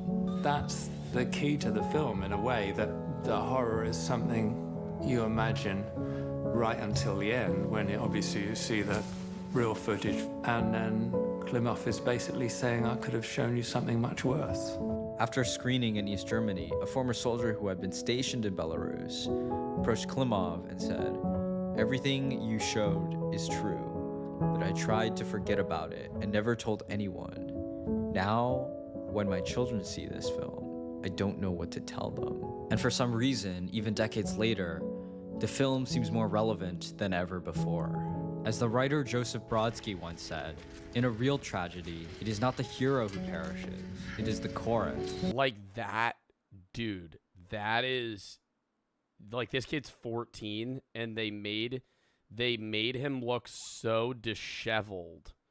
Like, he looks like an old man. They do that so well. Thank you for watching, and I'll see you very, very soon. I understand why they chose him, because I feel like he fits the role very well, but it's weird how, like, he's not even an actor, and they were like, nah, we need this kid to be the main actor for this. Director decided that trauma needed to go to another generation when casting the lead. No one wasn't harmed in the making of this movie. Half expected you saying this man isn't acting, he was really shot and killed.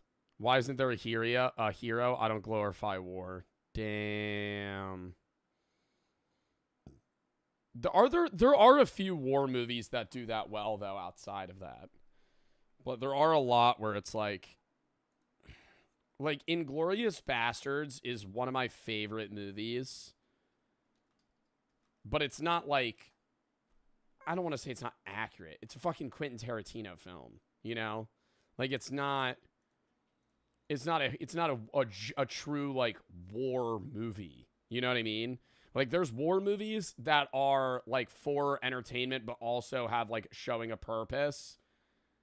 But then there's war movies that are like that. And they're actually trying to show you, like, the gritty horrors of I guess, war in general. Hacksaw Ridge. I feel like I saw Hacksaw Ridge in, like, middle school. Yeah. He is a hero, though, in Hacksaw Ridge. Is he not? Wrong. I hate how they just give them names, dude. Why are we giving a name to a fucking robot? It's the delivery robot, bro. Arvin's on duty. Exactly. Just in case there's a conscious in there.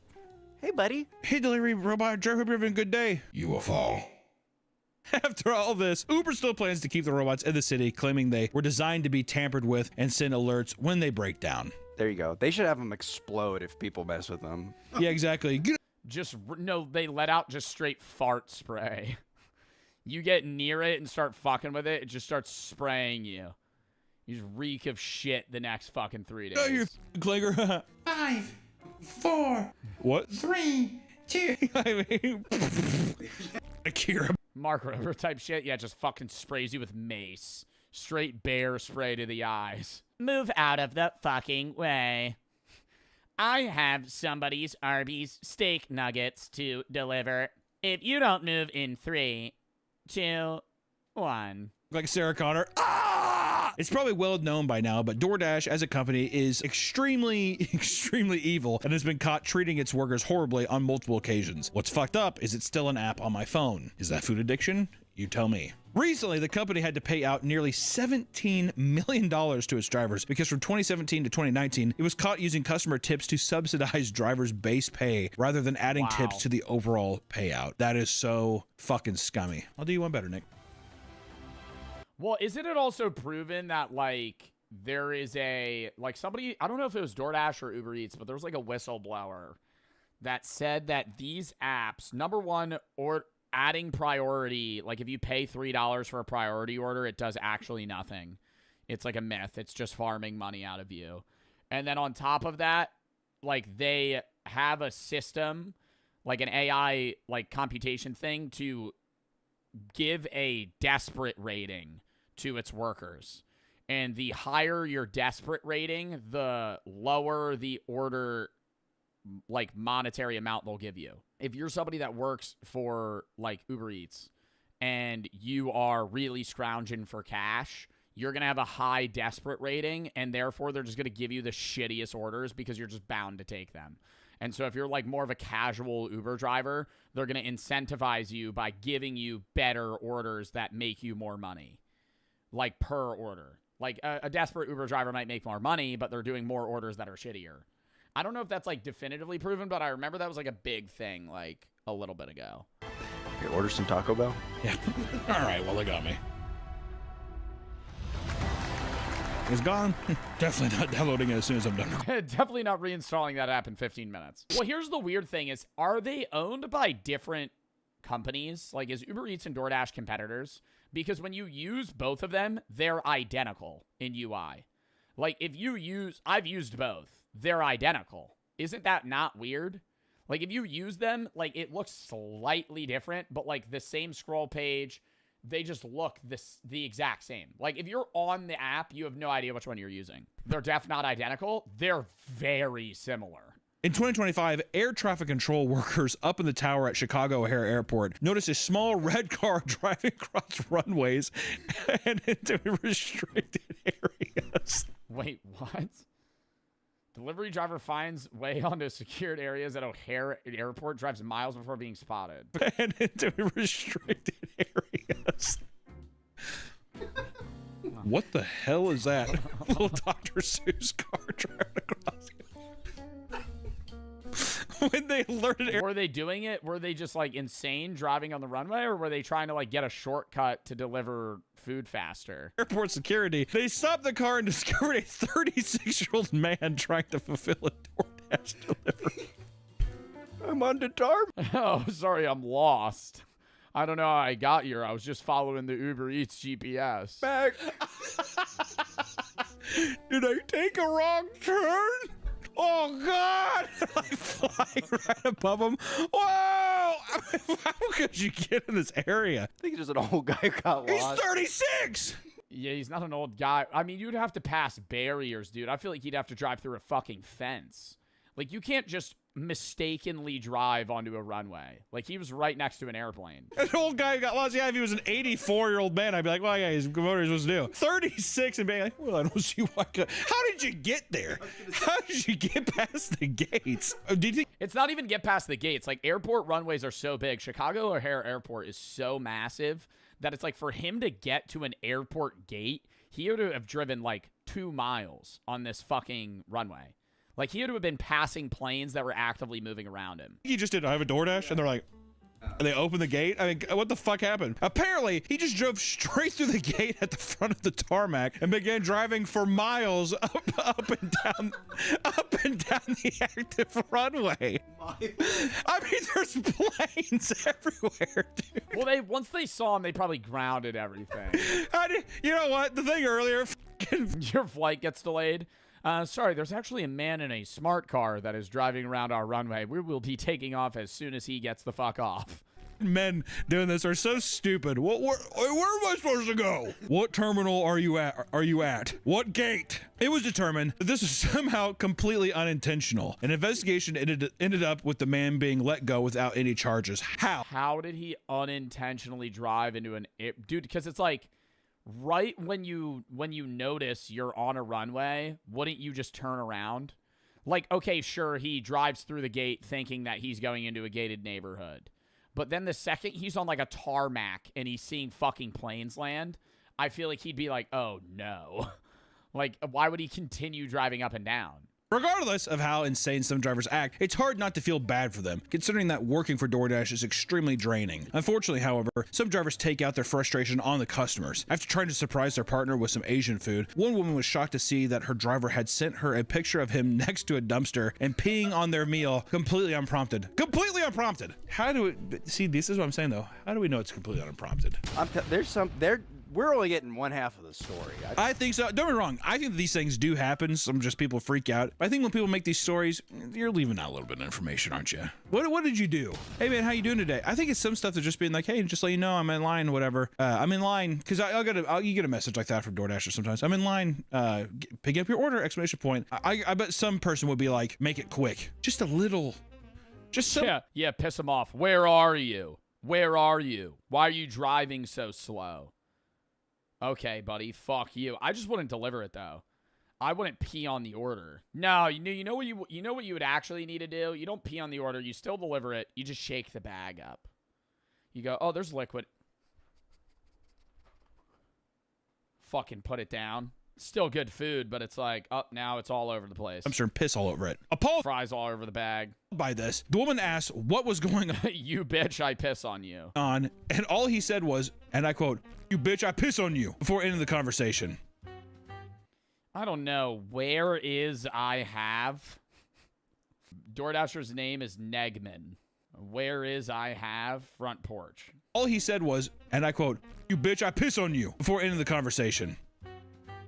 The woman called the police and allegedly got his car impounded. However, when she posted the DMs to r/DoorDash expecting sympathy, many of the customers found the situation funny, which enraged her even more. It is funny. If I also... Oh, it is funny. No, it actually is funny. I would also like try and get him fired, but in the moment I'd be like, that's kind of hilarious. I'd be annoyed. I'd be annoyed for like 5 minutes because I'd be like, fucking hell, man. Now I need to order more food. And then you get him fired, and then you fucking, you know, fucking get order again. Over it. It's one meal. You guys see this is funny? Yeah, see that she definitely fucking did something. I think she did. Yeah, and why are you posting it on Reddit assuming that people are going to be sympathetic towards you? That's our first problem. Some guy peed on my DoorDash order.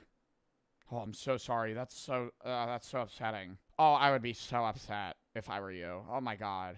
My heart goes out to you. Another driver was arrested after she got caught pepper spraying a customer's order. Courtney Stevenson had just finished delivering an Arby's order. Bro, I heard about this one. Was this one recent? I feel like I saw this on TikTok. Yeah, 2025. He got caught pepper spraying a customer's order. Courtney Stevenson had just finished delivering an Arby's order to a home in Evansville, Indiana, when she pulled out a small bottle of mace from her keychain and sprayed it inside around the bag. When the customers brought it inside and began eating, the wife began to choke and vomit, claiming her throat was burning.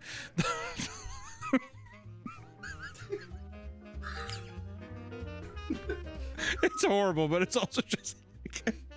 it would...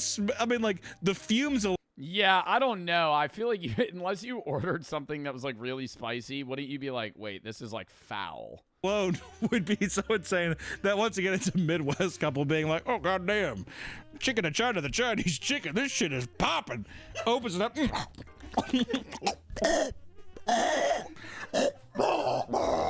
Yeah, you'd have to smell it. It's not that bad, Carol. Arby's just smells like pepper spray base. Bro, I've never eaten Arby's. At least that I remember.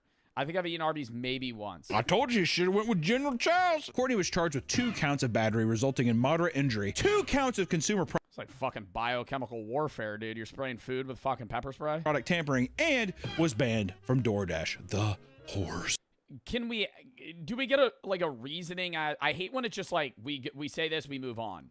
I want to be like, why did you do that? Like, what made you go, I'm going to spray this order with pepper spray? Also, horrible fit. Horrible fit. We got blue jeans, a long black leather jacket, and just a tucked in white shirt. Ugh. A driver named Olivia was caught up in a massive scandal after receiving a delivery. The instructions stated to leave it on the front steps of the home, which I will say, the delivery note option. This was the one that like blew up, where it was like there was like a naked man on a couch and she took a picture of him And she was saying that he was like waiting for her with the door open, but he said that she opened the door. I don't even know what actually the full result was of this case. I feel like she got like fined or something. The delivery note option might as well not even be there because I've never seen them actually do it. It's almost always disregarded. I digress. When Olivia arrived, she noticed the door just slightly creaked open. After a brief inspection, she could see a naked homeowner asleep on the couch. Instead of filming him's wild. Walking away and reporting the customer on the app, she decided it would be a good idea to walk further into his home and record him. Everyone's probably seen this Her walking further into his home is a claim made later by the man in court. There's no publicly available evidence. story by now, but it still appalls me. I can't believe it. She then went home and uploaded the footage to TikTok, claiming she had been sexually assaulted. Wait, hold up. This is a lot. Contrary to popular belief, the video you just watched is the only publicly available evidence. No original upload or ring cam video exists on the internet in which she opens the door that was slightly ajar, or we were not able to find it. The screenshots from the deleted video is just a chop of the original footage. In the only video that is on the internet, she does not touch the door, she does not enter the house, and she's very clearly follows the instructions from the note on the app, which, if followed, would force anyone to see the man on the couch. Yeah, I think that's like, that's where we're in this weird gray area where it's like, okay, well, why is this dude butt naked on the couch? And why is his door unlocked? And was it open? The only other existing footage is the additional footage mentioned in the police report is not public and therefore does not specify what the footage is. Oh my God, so it's not on social media, but the police have it? There's no publicly available video of her If you opening the see a door. naked person sleeping... Hold up. Although there are some really bad AI okay. If you see a naked person sleeping, is that assault? He's in his own home. I think where you get into the debate is why, yeah, you're allowed to be naked in your own home. That's not illegal. I'm saying if he ordered food and was naked in front of the door and left the door wide open, that's a problem. The debate comes from the idea of whether or not the door was open to begin with, right? That's the gray area. I don't know. You tell me. I don't know how cracked it was, blah, blah, blah. I digress. To me, it sounds like a drunk man ordered food and passed out on his couch, whatever. If it was fully open and it was a screen door and the person's naked there. Yeah, and it's also different if he was, like, awake and, like, doing something versus him just being, like, passed out, drunk, asleep, naked. The door was probably cracked. She should have just left it and then opened it, saw him naked, and then filmed it. I don't really know, though. Like, I don't want to assume. Actually, that would be like, that's, what the fuck are you doing? The internet did not side with her and called her insane for walking into someone's home, even if the door was slightly open. Things would only escalate when she continued to post online, screaming at the top of her lungs and doubling down that she was sexually assaulted and how DoorDash was in the wrong for banning her. When local police got hold of her footage, they determined that the man was clearly drunk and asleep on his couch. This clearly indicated that there was no assault or wrongdoing since he was in his... Yeah, like, that's what I was saying. Like, if he was, like, left the door cracked and he was, like, fucking, like, jorking it or some shit on the couch, like, that'd be, like, way fucking worse. But, like, I think the way that the lawyers are mocking it up against her was drunk man, ordered DoorDash, fell asleep naked on the couch, door was probably cracked. She should have just dropped the bag off, left, saw the door was cracked, opened the door, saw him naked, opened it more, filmed him. I don't know, though. Like, that's... I have no idea how this turned out. But however, in January of 2026, she was charged with 2 felonies, 1 charge of unlawful surveillance, and another... Oh, she got fucking charged?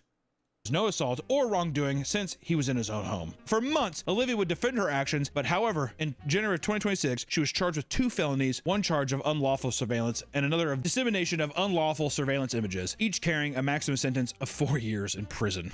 The saying a few bad apple ruins the whole bunch definitely applies to delivery drivers, as we've all had annoying experiences dealing with them. For some people, messing with their food is enough to put an entire app on their shit list, which justifiably so. Most of them do their jobs correctly, but there are plenty of drivers that seem absolutely incapable of doing. But like, if it was like crap, why would she do that? That's what I don't understand. Like, I don't know, man.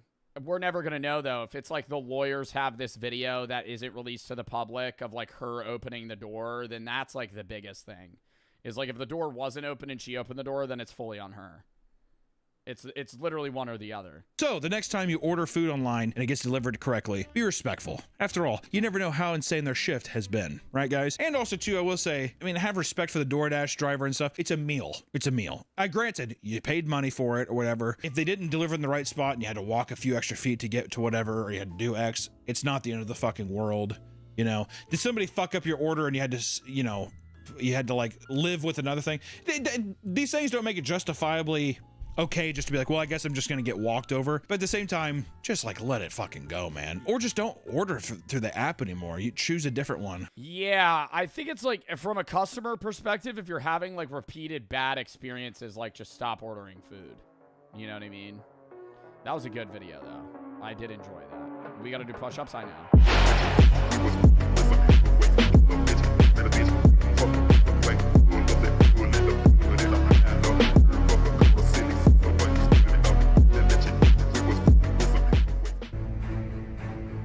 The guards take Shin to an execution site next to the Taedong River. Why are they taking him there? I wouldn't want to go see that. A crowd has gathered to watch. They drag out his mother and his brother. They're killed in front of Shin's eyes.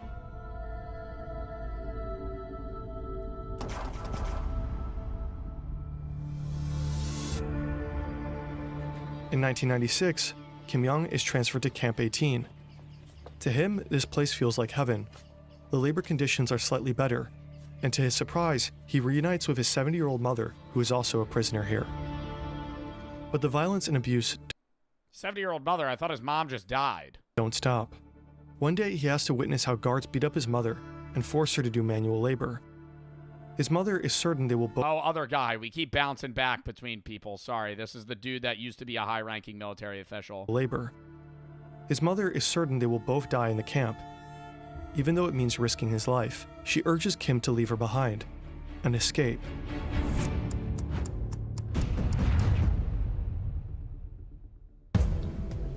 Escaping from a North Korean death camp is almost impossible. You know, these are highly protected facilities. You're talking barbed wire, walls, armed guards, intersecting lines of fire. Well, it's not even just that. You're also extremely you're experiencing extreme malnutrition. And so you're weak. You know, you can't run. You can't you're not going to be able to scale a fence very easily. You have no muscle. We're talking machine guns. Very, very difficult to escape.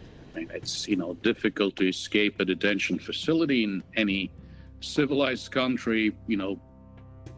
Imagine North Korea. Kim Young quietly studies his surroundings. He observes, waits, and starts thinking. He lays out multiple escape plans, but none of them seem doable to him. Another hard day of work. The prisoners are loading coal onto a train. Suddenly, they spot something. Grain scattered across the bottom of a train car. It must have transported food before. The scene explodes into chaos.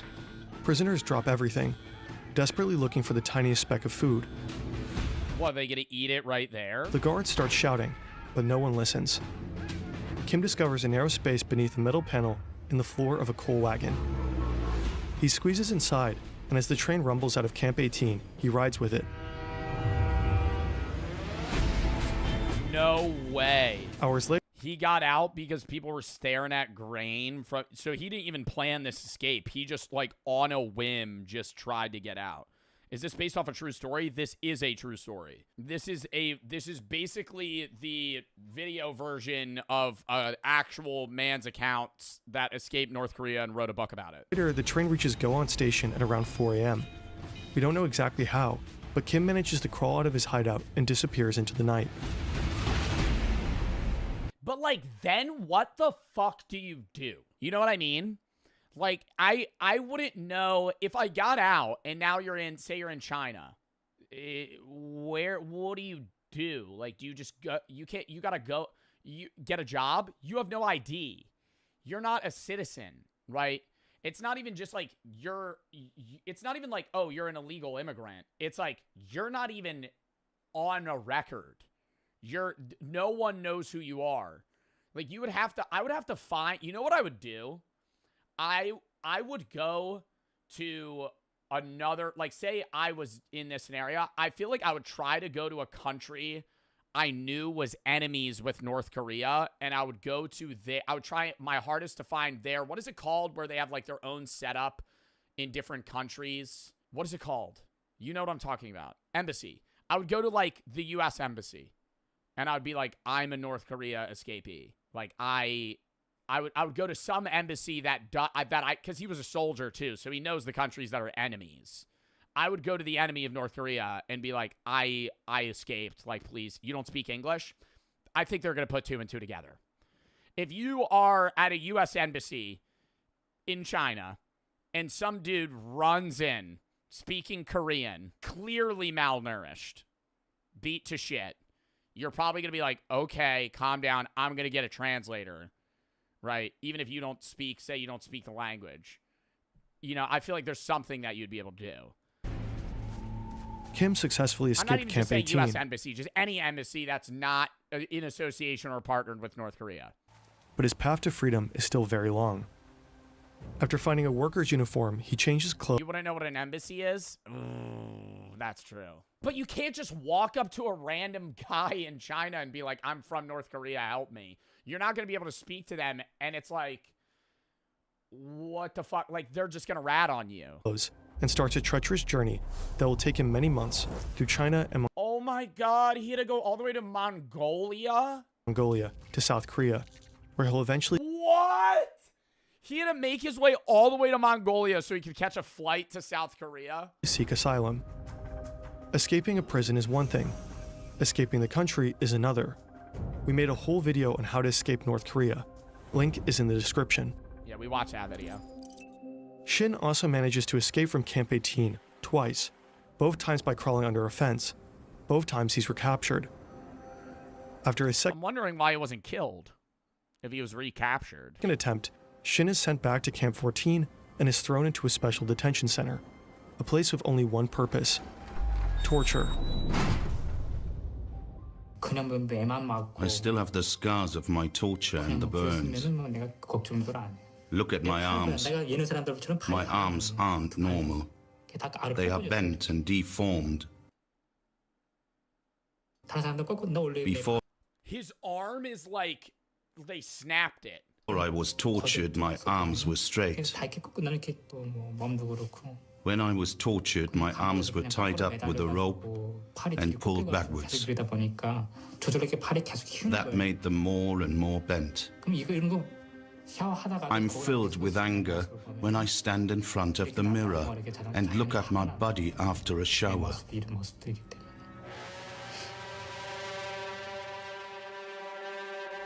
After 4 weeks of torture, he's thrown into a pitch-black cell.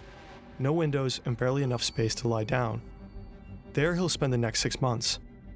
After his release, Shin is thrown back to the general prison population. He has to work in the coal mine, the farm fields, and eventually in a garment factory. This is where he meets Park Young-chul, a man unlike anyone Shin has ever seen. Born into an elite family, Park once held a prestigious job and had seen the world beyond North Korea's borders. What? So he left North Korea? By then, Shin already knows he's on the execution list. With Park at his side, he begins planning what will be Shin's third and final escape. Shin and Park are assigned to do some woodwork up in the mountains, along with some prisoners. They're chopping wood near the outer fence. The camp's fence is around 10 feet high. How many guards do you think they got for, like, a group of people? Because part of me's thinking, like, you could just rush those motherfuckers, you know? Lined with high-voltage barbed wire. But I feel like, bro, if you got a group of 10 people, they probably got, like, 3 guards. And they're all holding machine guns or rifles. The next guard tower is a quarter of a mile away. Shin watches. Some people would die. Yeah, well, realistically, they probably have enough guards to where all of them would die, so they can't revolt. But I'm thinking, like, if you had 2 guards and 10 people, you could realistically try, like, knowing 8 of you are going to die, but, like, 2 of you are going to be able to overpower them and live, and then you just steal their shit. The patrols. There are long gaps between them where no guard is close enough to spot the 2. The plan is simple. Wait until dusk so that their footprints can't easily be traced in the snow. They slip through the high-voltage wires without touching them. Risky maneuver. As the sun sets, Shin and Park move closer to the fence. They hack branches, pretending to stack wood. Nobody notices them. Park hesitates. Shin's heart races. He grabs Park's hand and they run. Shin slips. Park reaches the fence before him. He tries to squeeze his head between the two lowest wires and hits one of them. Park's body is not moving. The bottom wire bends under his weight, creating a narrow gap. Oh my god, and you just leave him. Oh my god, you just leave him. Shin crawls over Park's You have to. body. He's almost past the fence when his legs slip, hitting one of the wires. The voltage tears through him. His pants char. His skin burns from ankle to knee. It's that fucking high a voltage. Did it kill him? But somehow he makes it through. No! Okay. Park's body lies dead on the fence. Shin runs without looking back Oh, because he got hit in the head. for 2 hours straight until he realizes that he made it. He manages to cross the river to China, and after a journey of almost 2 years, he finally reaches South Korea.